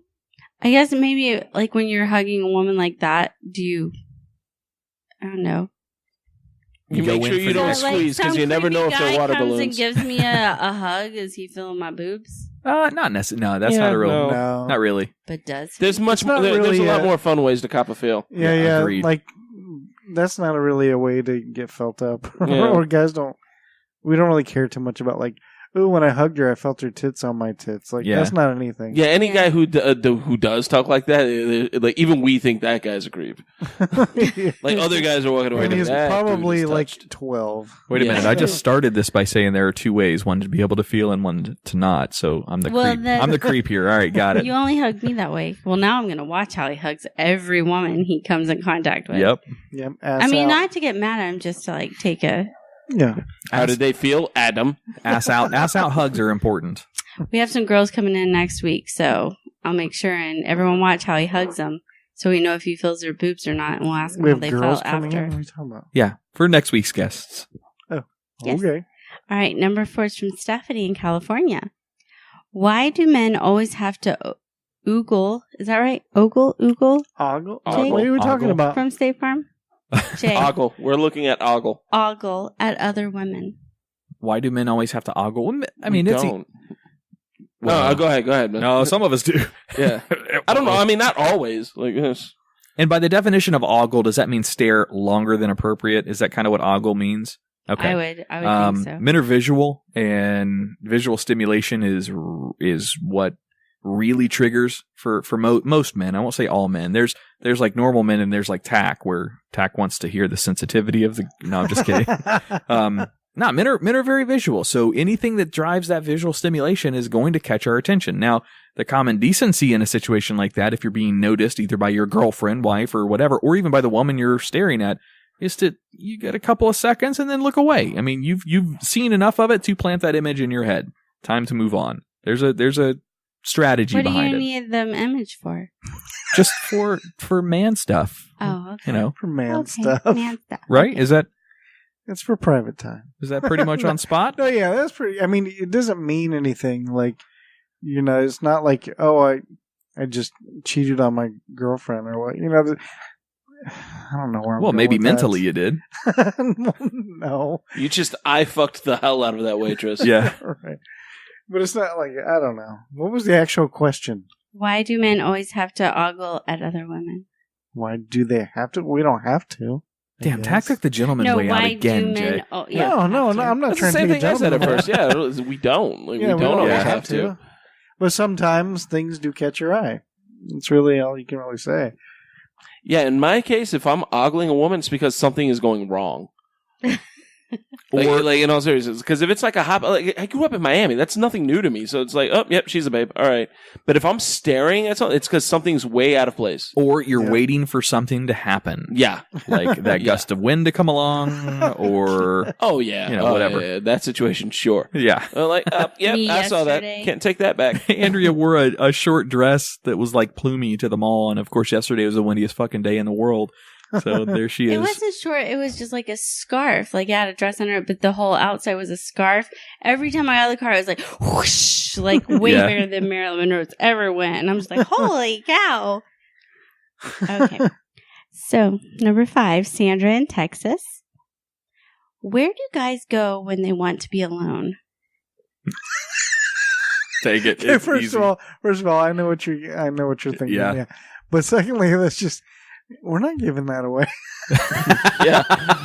This is It's guy not- code Okay, stuff, y'all isn't it? took this totally different than I did. I Stop guess. trying to track your boyfriend's whereabouts. He's Right. probably in the bathroom. In all honesty, yeah, That is where I go to be that is alone. that is step one. Okay, Yes. I took that totally different than y'all, I guess. Oh. Well, because I took it because all things John Tesh on the radio all day at work, everything, couples need their alone time. They need their alone time. So I took this, where do the guys go during their alone time? Yeah, we're not telling Where you. is the secret time? First of all, don't take Is there a relationship secret advice place? from John Tesh. That's what I have to listen to all day. Oh my every day. God. Is he playing the piano? I'm at the same picturing like time? Narnia or something. Yes, that's exactly. Yes, we are in The Narnia. closet. Absolutely. Yes. Yes, that's I'm so deep in the closet that I go on adventures with Aslan. Because that's where girls go too. Aslan? Is that what it Aslan. is? Yeah, That's it's. nice. Mhm. That's back to question number 2. Why are guys into anal? I know. I prefer that, the nice massaging shower head. That's a good alone time. I always thought that massage function was just to get rid of the stray pubes from the bar of soap. I had no idea that was an actual thing. Oh no, it's like orgasm every shower. It's awesome. Yeah, I learned that. That's what I learned in marriage. She's like, "Why is it always a massage function? Do you take massages with the shower head?" I'm like, "No, that's how I get the pubes off the soap." Like, every man listening to this is going to try that now, Absolutely. and I promise you, it works. Oh no, the massage thing works too, though. Well, yeah, I know that now. Every woman's going to try Every it. woman knows that. No, every already, woman too. has tried that. Yeah. But I also consider a pressure washer. Oh my make sure God. it's clean. Dear God, I mean, woman. 300 PSI. It's not that hard, but you want to clean out your stuff. It's good because it Good cleans Lord. everything good, like cleaning off the pubes. All right, number 6. Emily in Florida wants to know, who in your life always stresses you out, and who do you rely on to help calm you down? Emily in Florida stresses me out. No, I'm kidding. They want like specific names. Like, Yeah, who stresses you I out? don't think names, That would just be in general. Mike stresses me out. Do you What? turn to your friends? Do you turn to your family? Oh, me, I turn to my friends. Your friends stress you out? Well, no. Anything can stress me out, whether it's work or there's nobody in particular that stresses me out, but Who stresses you out? There's no role, there's I think. no, No Yeah. role. there's Like, no like. Okay, how about what? Would that be the, What? No, I guess Oh, that wouldn't be the Lord, question. don't be It's that all who. changes. nice. Yeah, that That changes the changes the question. whole Life. question. Tax like do you have Yeah. time? It's who. It's who. Who Life stresses stresses me out, and I turn to the bottom of a bottle because I make unhealthy choices. I think all 3 of us would answer this way though. One of the things that a lot of guys that I know in the same like group of like-minded people think turn to video games for stress relief. That's a really, really good outlet for stress, and it's also something just to Unless take you're your playing mind. Call of Duty, man. You ever play It says- Call of Yeah, Duty? that's true. Yeah, playing It Call of says Duty with who. 10-year-olds. Who? Who do you turn to calm you down? Mr. PlayStation 4. That's who I turn to.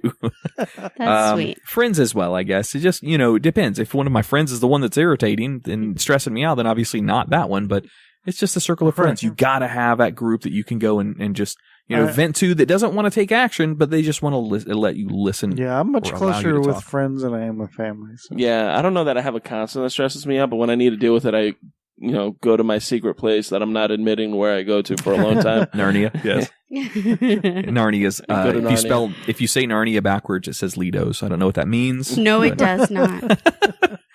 Number 7 is Jackie in Florida. How do guys want girls to apologize after they screw up? Just do it. Holy shit. Do women apologize? Do you know how to do that? That's why she's asking. She's asking how. Has that ever happened? How? Well, okay, How do here's you do how. The best way Tax to do Mr. it- Sensitive. He's probably got the Mr. best Sensitive. answer. No, really. You've got All the right, best answer all out of right, anybody all for right. this. The best way to apologize is this is for anybody, not just Blow for the job? women. Well, yeah, but they should first of all acknowledge why they're apologizing, because you'll say, "I'm sorry." What are you sorry for? Oh, that stresses me out. Can I take my answer back? Babe, I'm sorry. Do you even know what you're apologizing for? God, fuck. No. Well, it's good to acknowledge why you're apologizing, so you both have an understanding, and I don't know. That's it. I agree that don't apologize with you apologize for the way that we feel, because that's not an apology. If you ran over my cat or something, you apologize for the action, I'm not sorry you feel bad about me killing your cat. exactly. That's not an apology. That's a backwards apology. That doesn't count. Those don't count, ladies. Those don't count. But they count if guys say it that way. No. Oh, okay. No. All right. Is that it? Jay? I guess, yeah. I guess so. Were you- Oh yeah, no. For me, like just be sincere. Just whatever you do, just be sincere about it. And That's good. end it with a blowjob. Always end it with a blowjob. That's like the punctuation No, mark because on I an don't. apology. No, because I don't want to start being suspicious of blowjobs.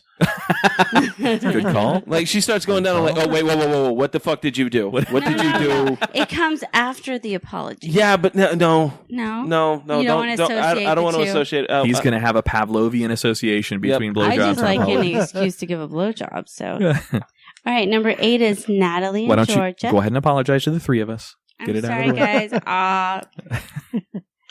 Number 8, Natalie in Georgia. When do guys view relationships serious? When what? When do guys view relationships serious? As serious. When do they view a relationship When she's as pregnant. serious? Yeah. Yeah, too late. It's always too late. Wow. This is going to sound sappy as fuck, but when you fall in love with a girl is, I think, when it becomes serious. That doesn't mean you're marrying And her I'm right Mr. then, Sensitive. but that means when you're progressing to the next stages of a relationship. So when you fall in love, I think that's a major, changing force in how the rest of the relationship is going to go. Aw. That was like on day 1 for us. It sure was. Aw. Good answer. Good answer. No. I'm sorry. Come here.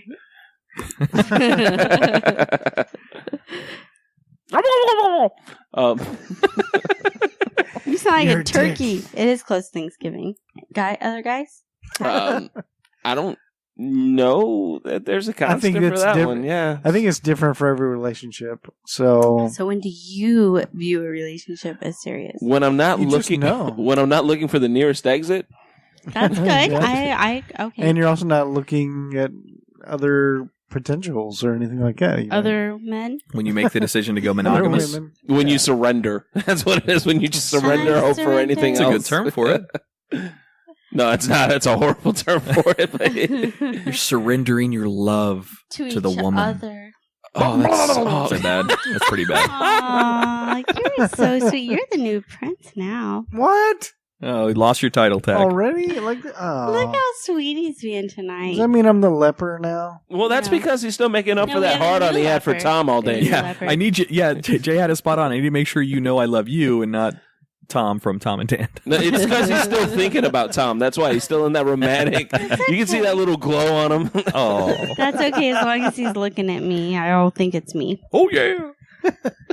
Number 9 is Shirley from Wisconsin. What up, Eau Claire? That's a town in Wisconsin. Oh, the thank city you. in Gotcha. Wisconsin. Sorry. I assumed it was either that or a saying from Wisconsin. I thought it was like a kind of cheese, maybe. No, it's Shirley. Shirley from Wisconsin.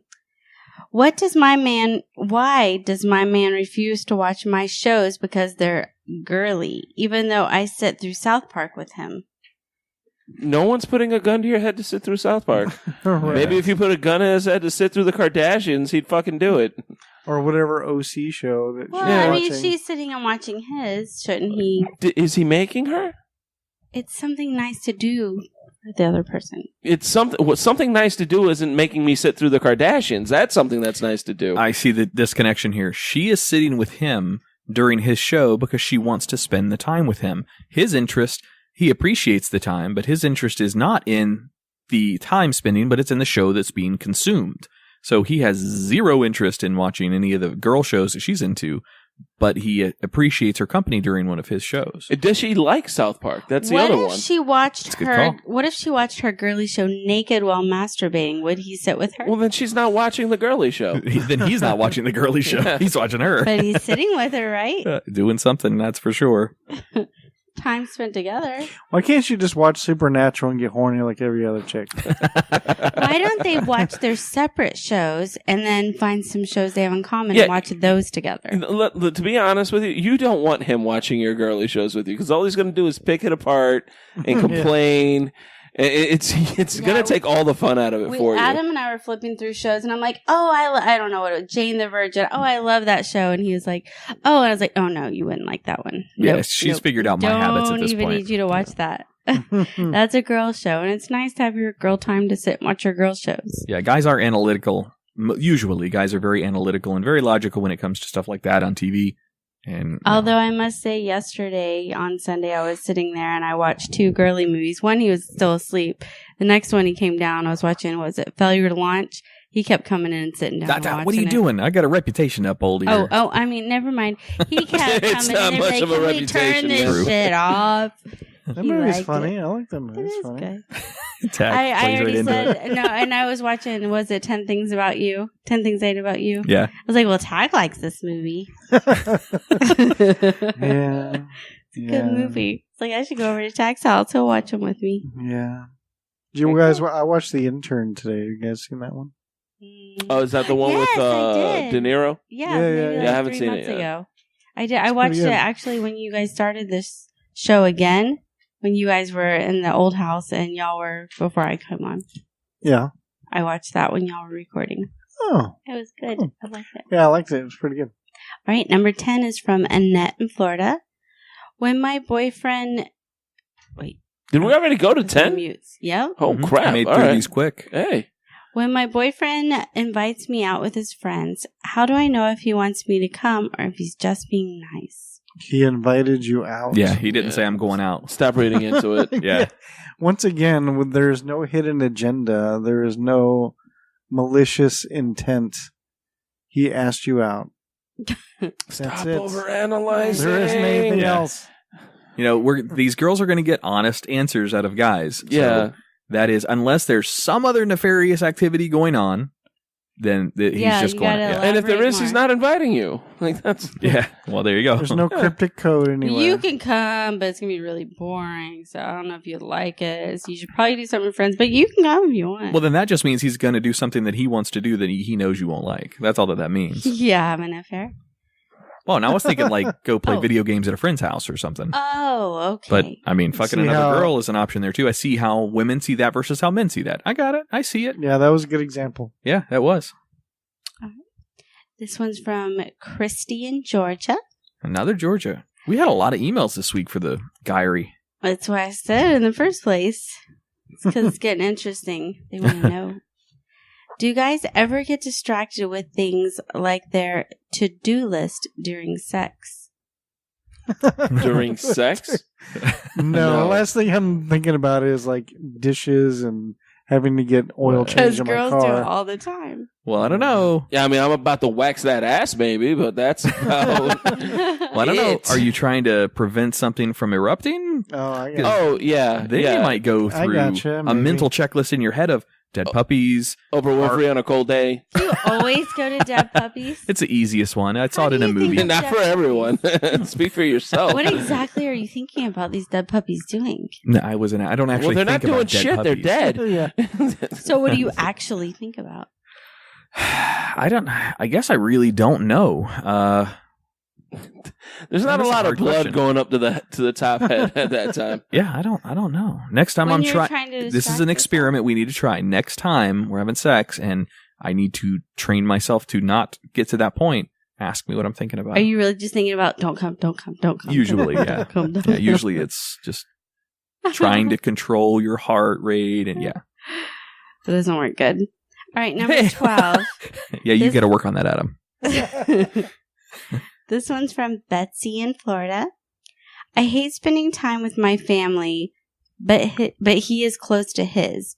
Can I say no when he invites me to hang out with them? Wait, say it again now?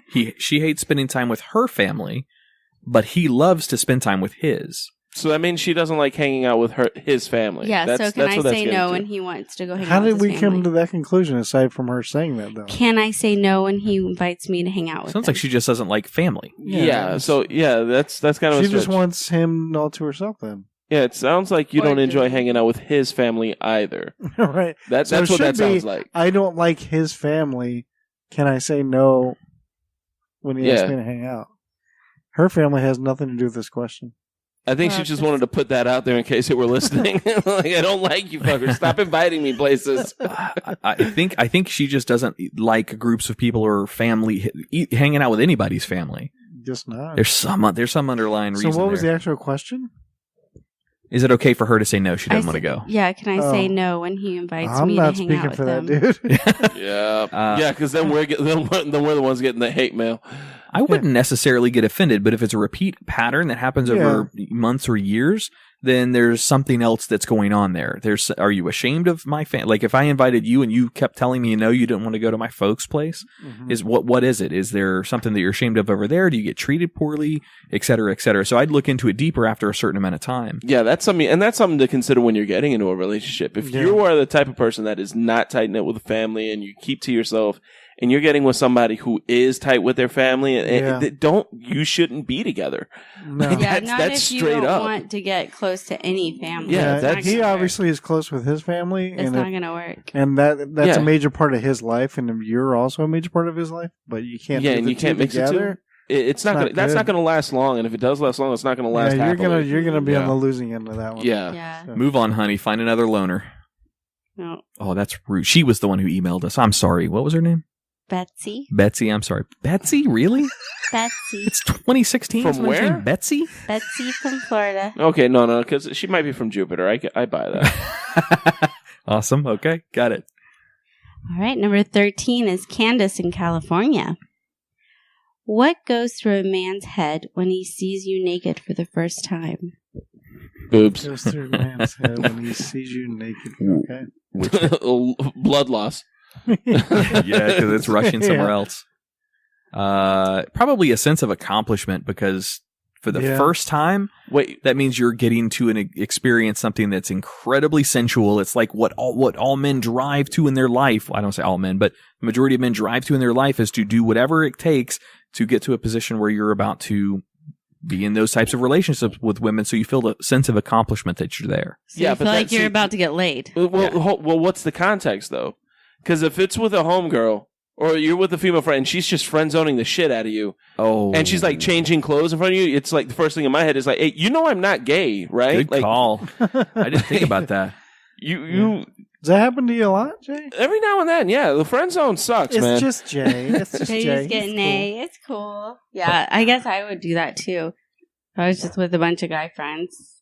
I don't know, sense of accomplishment for sure, but that throws me for a fucking loop. Yeah, Jay's comment. like what's the context here? Like, are you just changing clothes in front of me? Because at that point, I'm like, hey, is functioning penis.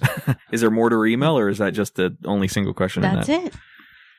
Yeah, it depends. Yeah, I've only changed like if it was my gay friends. Like when we had our Halloween party and I was just changing, and Jason and his boyfriend were up there. It doesn't matter, Jeremy. Right. Yeah. As we ponder. I didn't realize there were people out on the back patio, though. That is a difficult one. I don't know how to answer that at this point. Yeah, it's too different. You know what I'm normally thinking? She brought it up. What I'm normally thinking when I see a woman naked for the first time? She has no idea I'm up here. Hiding in this tree. What about what goes... What's that rustling in the bushes? What about what goes through your head when you see the person you're dating naked for the first time?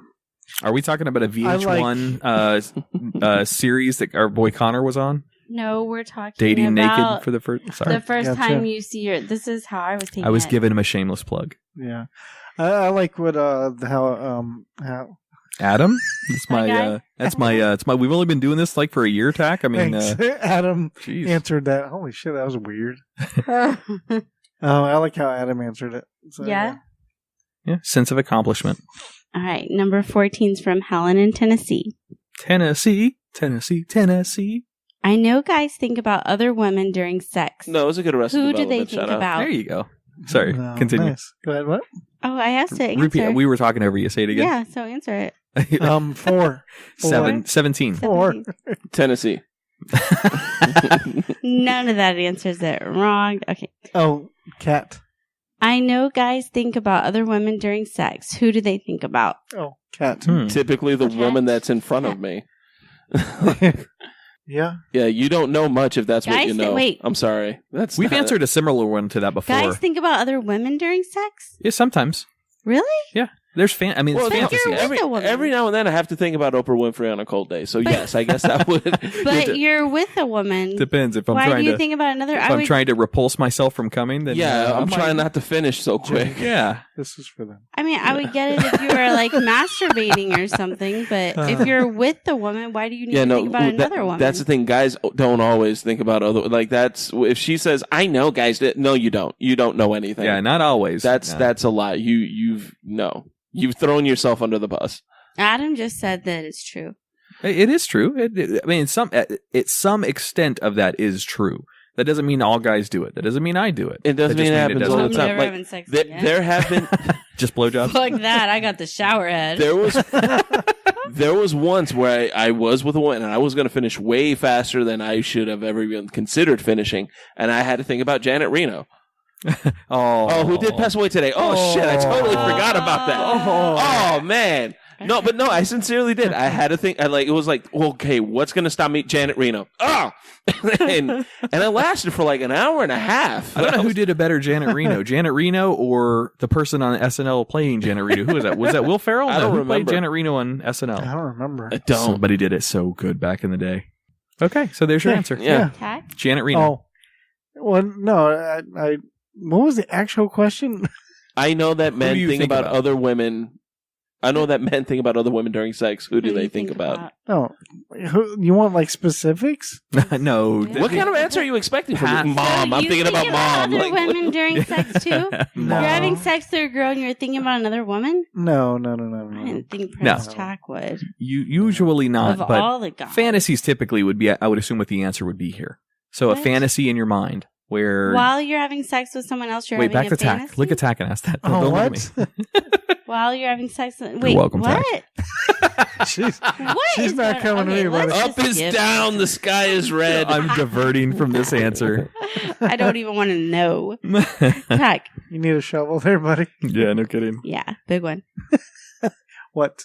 So what women are you thinking about? I didn't even know they did. I'm no, so we confused. not all guys do that. No, Not Prince Tach.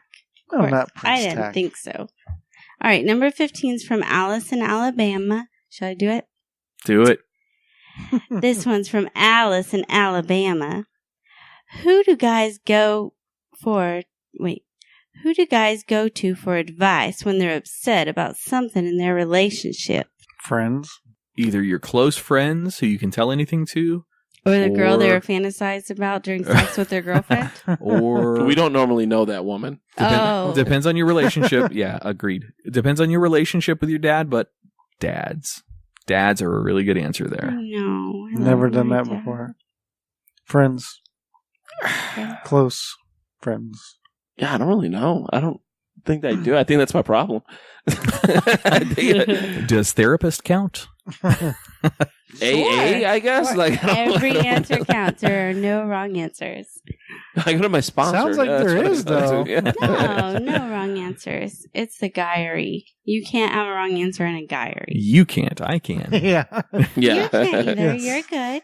Yeah, that's you Fine. don't. that is a trick. During the show, there is no wrong answer. The guy- That is a trick. That's like go ahead and buy that motorcycle. That is a trick. The Guyry is being renamed to Trap Adam segment.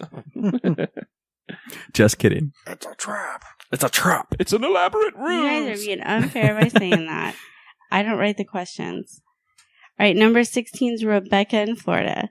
One of my guy friends moved in with his girlfriend, but told me he can't see himself marrying her. Why would a man do that? I don't know. That doesn't make sense to me. Yeah, that. Why would you seems take like- that step to move in if you're not going to? Maybe you wanted someone to cook and clean for him? No, that's pathetic. Yeah, that's like an abuse there. You shouldn't lead a woman on like that. I would like to No. know their ages. Yeah, I mean, like, Yeah, that's a good Probably point. 24. yeah, I mean, like, I'm the type. I don't really believe. I'm not into marriage. You know, like in the traditional sense, like, you know, going to the city hall and getting the marriage documents and then going. I don't believe if I'm going to spend the rest of my life with you, I don't need to take you to a church or to paper. I'm just going to prove that by spending the rest of my life with you. Now, if that's the idea, like, yeah, I'm not going to marry that. Okay, I can see that because that is I see his your step. point, yeah. But if it's one of those, like, yeah, I don't see myself spending the rest of my life with her and I'm going to move in with her anyway, it seems like you're just taking advantage of only paying Yeah. half the rent. Yeah, he's trying Yeah. to get it. Yeah. He wants a He wants roommate that he someone can to- have sex with. Yeah. If Who's that's going to pay the bills and clean and do all the domesticated stuff? well, if that's what they do in their relationship, we might do that in ours. They may not. He may be the Oh, it kind cleaner of sounds and- like my last. Yeah, maybe he choice. just doesn't want to pay the whole Sorry. rent. Like, I don't know. Ooh, did it just get louder? You got ridiculously loud. Wow, what Hey, happened? What's up, buddy? Now it finally sounds normal like it should. Did you turn the microphone around? I have to turn you down. No, Did you flip your switch? He's been speaking into the microphone while Well, it's you know off. what, Tech? That was the end of the show. Oh, well, that's unfortunate. That I'm was gonna the turn you end. down now. Wow, that's. I don't know what happened there. But I thought it sounded like shit. And Yeah, you did all of a sound sudden, muffled. Click. It didn't sound like shit. It just sounded a little bit muffled. You're going to come through just fine. But now I got to balance you back down. I wonder why you were up louder this time than normal. Huh? Are you that was sure you weird. didn't just flip your little switch? I on may there? have. All I was doing was just I just turned it a little bit this way to. Now that all that is just the. You know what you might have done is finally I have to connected go pee. the bottom of it. Okay. Oh. Let's finish. That was the end. That was all the Guyry questions? All Very right, question. appreciate it. Awesome. That If was you good. if you want to submit a question for the Guyry, send it to show@livingpodcariously.com or hit us up on Facebook, facebook.com/livingpodcariously, and send us a direct message on there, or message Andrea directly on Facebook as well and ask her your question. And as you can tell from these guys' answers, if you really want a good answer, be more elaborate about your question and give details. Give us some they'll scenarios. Give Yes, you background better stories. details in their answers. That's a good call. Yeah, That's a very Yeah. good good call. job. All right, well, let's wrap up the show, guys. What do you think? Yeah, that's Sounds Coming off of a hell of a fun interview good today. episode, long episode. Yeah, it's a God little damn long. it, Adam. Put it back in your pants. All right, where are you going to be this week, Jay? You got any shows coming up? This week I will be at well, this probably isn't going to air until afterwards. I will be at Old School Pizza on the 12th. That is a Saturday. I will be at the Old School FIT location. Next week, for those of you that want to catch me, I actually have a busy week.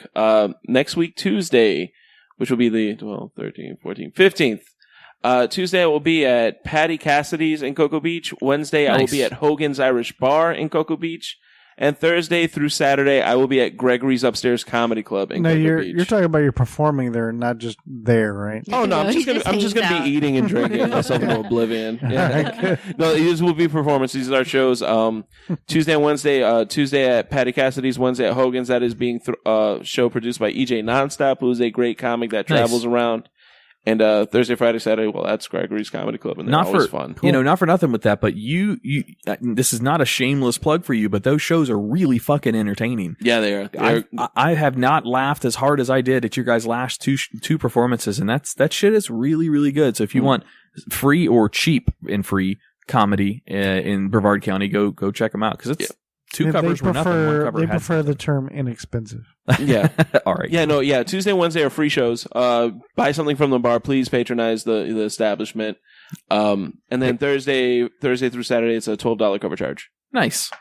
Cool. Well, very cool. All right. And if you want to follow us on Twitter, it is at Podcarious. We'll have to start actually updating it a little bit, I guess. I know we got to do Uh-oh. more stuff on Twitter. Uh-oh. We need to create a hashtag or create some sort of contest or something on Twitter. Hashtag shenaniganery. I like shenaniganery. That's pretty good. No one's But, going to hashtag that. Also follow us on Facebook as well. And what else? Check out our other show. We've got another podcast that the four of us produce called The Twisted 10. And it's a top 10 podcast, unique and original top 10 lists. And it's not like a quick, 10 through 1. We break it down and discuss it and joke and have a good time about it. So check that out as well. Hell yeah. All right. Well, let's get out of here, guys. Thanks for listening this week, and special thanks to Tom Vann from Tom and Dan out of Orlando. No hard-ons right now, guys. Yeah, no, thanks, dude, for coming out. Calling. That was awesome. badass, Yeah, good interview. We greatly appreciate it. We look forward to doing stuff with you guys in the future. So thank you, and for any of the BDMs that are listening, thanks for tuning in and giving us a shot as well. All right, man. Well, I'm Adam. Thanks for listening. I'm Tach. I'm Andrea Joy. I'm Jay Alvarez. See you guys next week.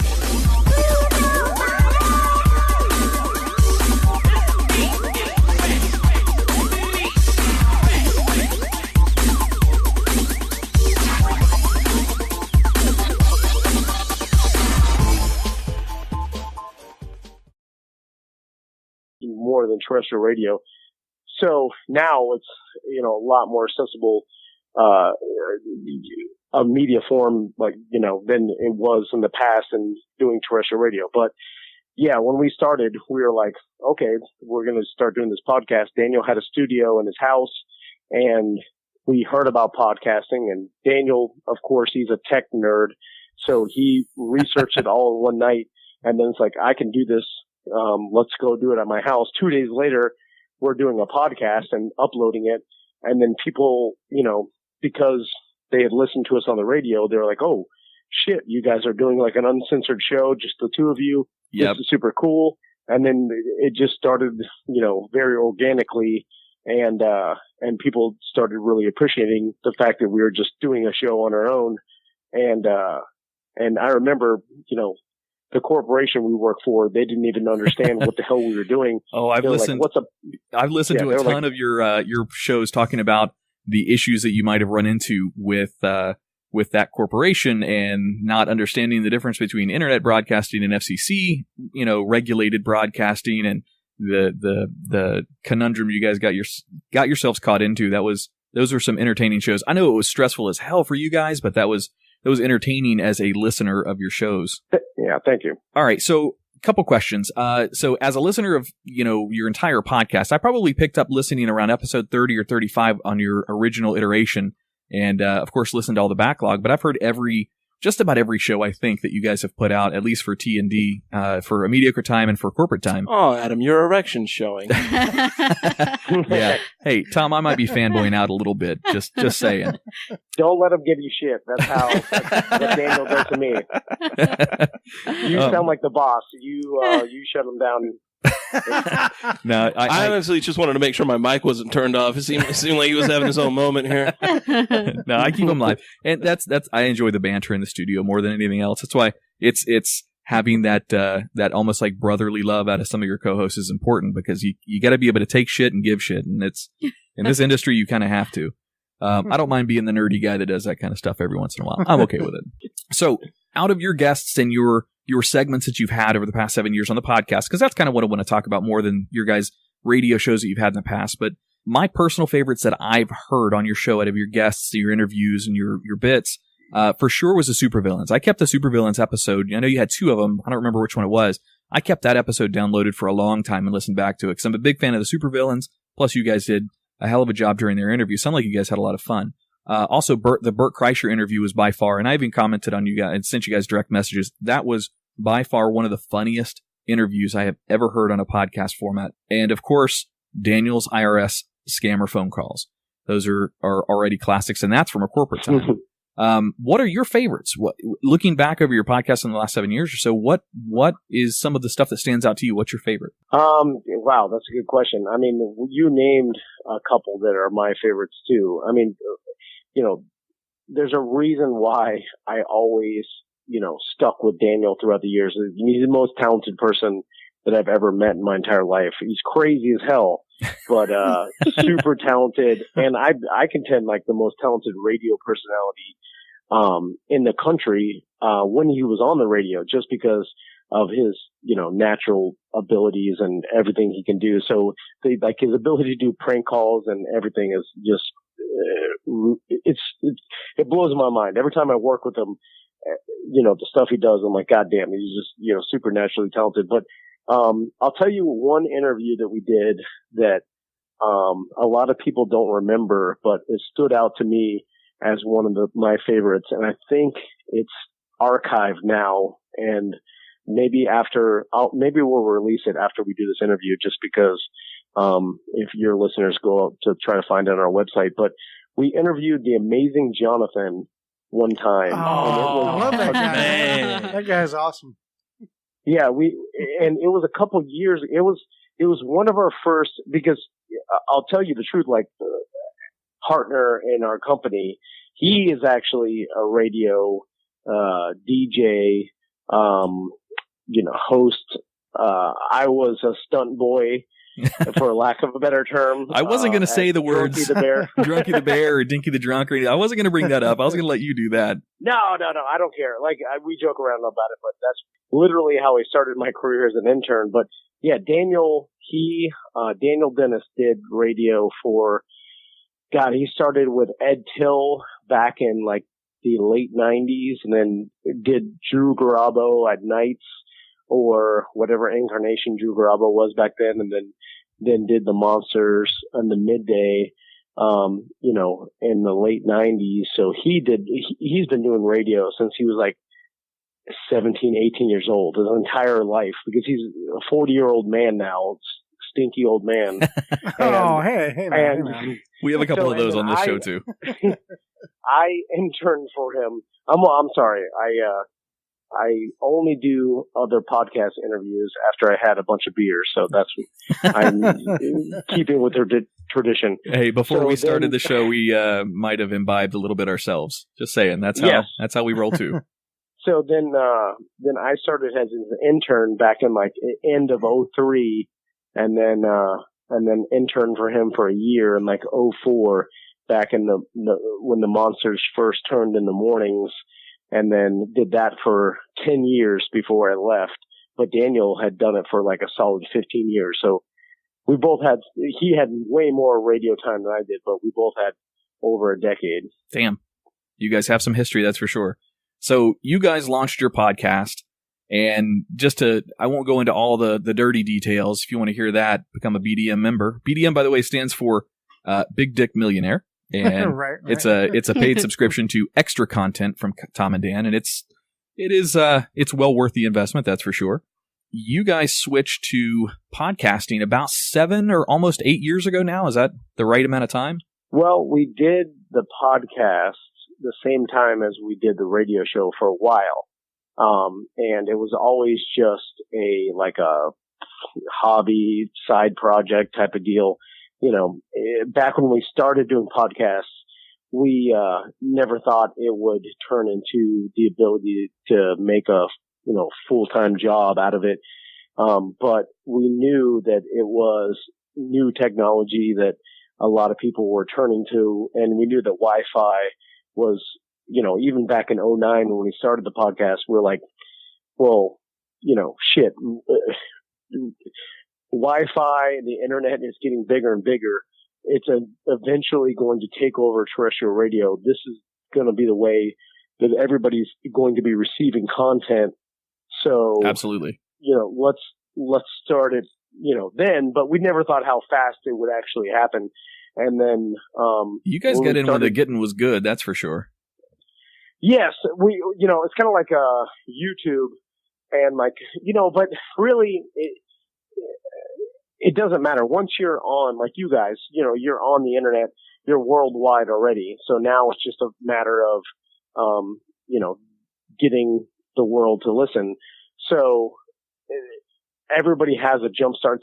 Like back in the day when I remember working terrestrial radio, where the only way anybody was able to get heard was to intern like overnights or the weekends or something. Like that was the only way anybody can get reps and actually practice doing this kind of media, which is like improvisational conversation.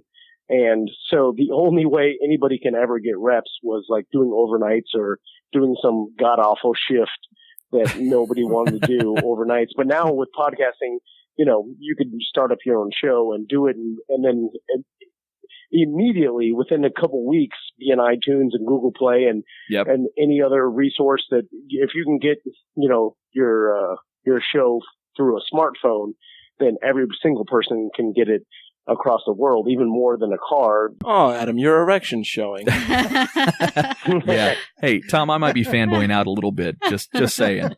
Don't let him give you shit. That's what Daniel does to me.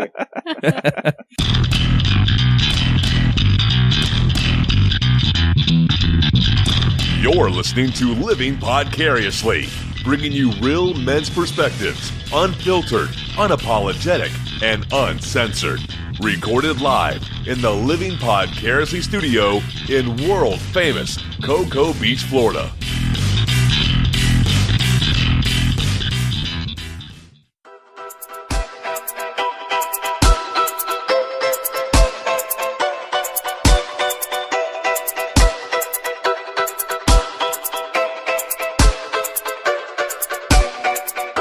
Welcome to Living Podcariously.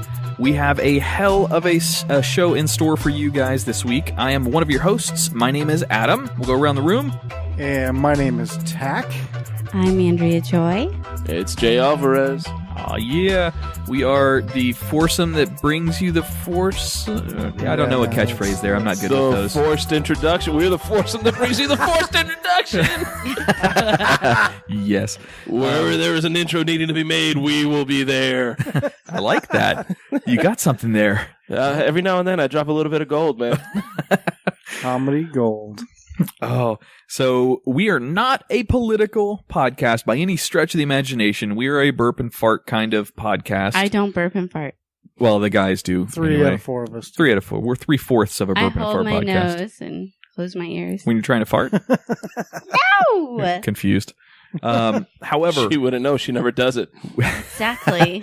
we're recording this on a Monday night. When this airs, which is either going to be Wednesday night or Thursday, usually put them out on Thursday, we will have a new president by the time this thing airs and goes live. Crazy. Well, a new president-elect, because they won't actually Right. take office till January, allegedly. Yeah, Assuming there's no court case that goes after that. Good call. Good call. We should do 2 different types of intros. We should do one that says, and Trump is now our president, and that the country's gone to shit. And then we should do one that says Hillary's now president, and our country's going to shit. Same outcome, different president. Long live the new overlord. So Ron and I came up with a good idea, and obviously you guys are invited up here if you want to do this. But tomorrow night is the election coverage. So when the Electoral College shit comes in, we don't know what we're going to do for it yet, but he's coming up here, and we're going to do some kind of drinking game here in the house for when the election process is happening. So we're going to bring in the new president-elect and do something about it. So I don't know how we're going to drink yet. When a state goes Are you blue, gonna we do it- drink. When are a you state gonna goes record? No. Oh, This is just okay. sitting around TV, drinking beers, and Gotcha. watching. Am I invited? You live here, so You keep inviting everyone, but you never invited me. That's a good point. I cleared it through you, though. Isn't that what a guy's supposed to do with his girl? Well, I didn't know if that meant I should stay or leave. Should I stay or should I go now? I say every time a steak goes red, you take a shot of Fireball. Every time a steak goes blue, you drink a shot of Blue Blue Sapphire. Blue Sapphire? Yeah. Ooh. Because nothing's worse than a gin hangover. God, with Fireball. Are you guys going to have brandy and cigars in the study? And talk a little bit like this. Like you're French? Oh, I'm moving to France. No. Oh, that was so bad. Yeah, I know. I'm not the voice guy on the show. Joke. Ron used to always say all of his impressions sound like a French guy. Yeah, everything. I'm Canadian. Ha ha. I'm Latin. Ha ha. They're all the same. But so we got a good show for you tonight. We have a special guest interview coming up, hopefully after the next break, and that is Tom out of Orlando from TomandDan.com. He's Hell yeah. a big podcaster out of Orlando. I mean, he's all Central Florida, but we're going to talk a little bit about going down to see Jay down in Melbourne at Old School Pizza. That was a blast. And also want to talk about Gallows Humor Podcast a little bit. So let's get into Jay real quick. So you just Ew, did gross. a show. Hey, I ain't signed up for this. Hey. Oh. Hey. Is this like a can't do sound effects. Richard Gere type of thing? What are we? It's okay. Will there Be interviewing. He's got like an interview-based podcast, and that was a lot of I fun. know. I I'm was supposed to excited be to on see. an episode of his show, but I had to cancel. Cancel on Ray? On his Yeah, interview? well, I canceled on him because I was going to be interviewed after a comedy night because I was going to go out and do another comedy night. And then he asked me to be on an episode of the show afterwards, and I was like, hell yeah. When are you going to I get had back to into cancel. when are you going to get back in It's the all ring of about doing my comedy? work schedule, man. Like, Ah. I have to work Saturday nights, and that's when these Old School Pizza shows are. That's a good point. And as soon as I can get my Saturday nights free again, I'm back out there again. Nice. Yeah. Nice. Definitely. Well, very cool. All right, we're going to take a quick break in studio, get lined up on the phone with Tom from Tom and Dan, and we'll be back with his interview right after this.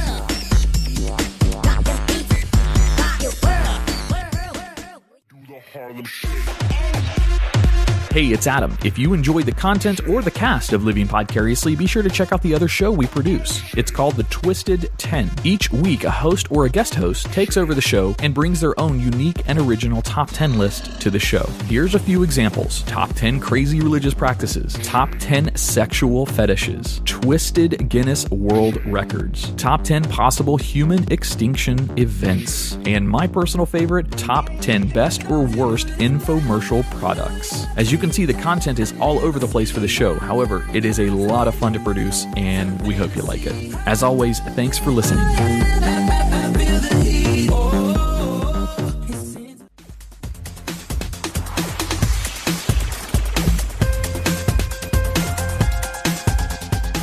Hello. Hey, what's going on, Tom? Hey, what's up, Tom? It's Adam. How are you? Good, good. All right. First of all, let's make sure you can hear us okay, and our cast in here can hear you. Are we coming through okay? Yeah, coming through fine. Sorry about the delay. No. My son pooped in the tub. Oh, God. My daughter's in the tub. I'm just wondering if there's poop in there, too. I'm like,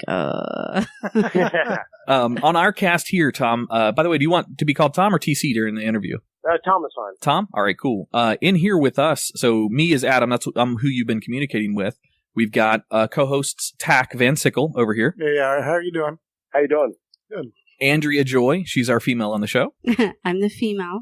How you doing? Lucky me. And then Jay Alvarez here as well. Hey, what's going on, brother? Hey, what's going on? All right, cool. So what we'll do is I'll just run through basically your backstory to give our listeners a little bit of your backstory. I imagine most of our listeners know who you guys are anyway, because they're most out of Central Florida, Tampa, Cocoa Beach, Miami, that whole area too. These guys aren't Tom and Dan.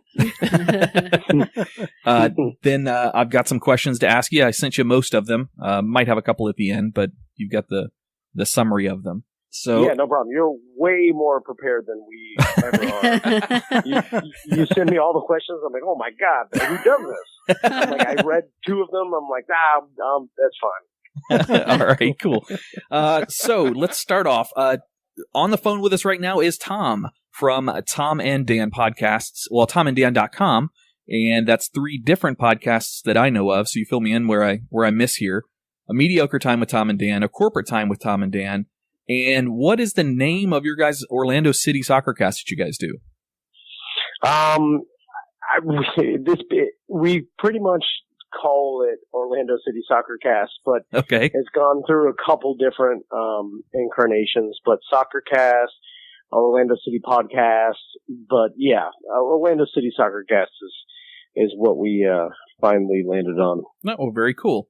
To give our listeners a backstory, and again, so I'm a fan. I'm a BDM, first of all, so just so you know who I am. And I've been listening. Thank you. Yeah, absolutely. I've been listening for, I don't know, maybe, well, the entire time you guys have been doing your radio show, or your podcast, but also back when you did 104.1. So I've been a fan of yours and a listener of your guys' for a very, very long time. Just to give you guys a background, Tom and Dan were both radio DJs, hosts, whatever you want to call it, on 104.1 out of Orlando. And you guys started that, Jesus, what, about 15 years ago now? How long ago has that been? God, well, actually, my co-host / Gerbil involved? Is it cheating if it's with Jay? It's fine. It's cool. That's all right? If I can watch. Jay, I'm on top. He I'm a likes cuddler, being though. on top. Jay He does always kind cuddle. of came across as a bottom to me. Yeah. You were looking Takes at his... one to know one.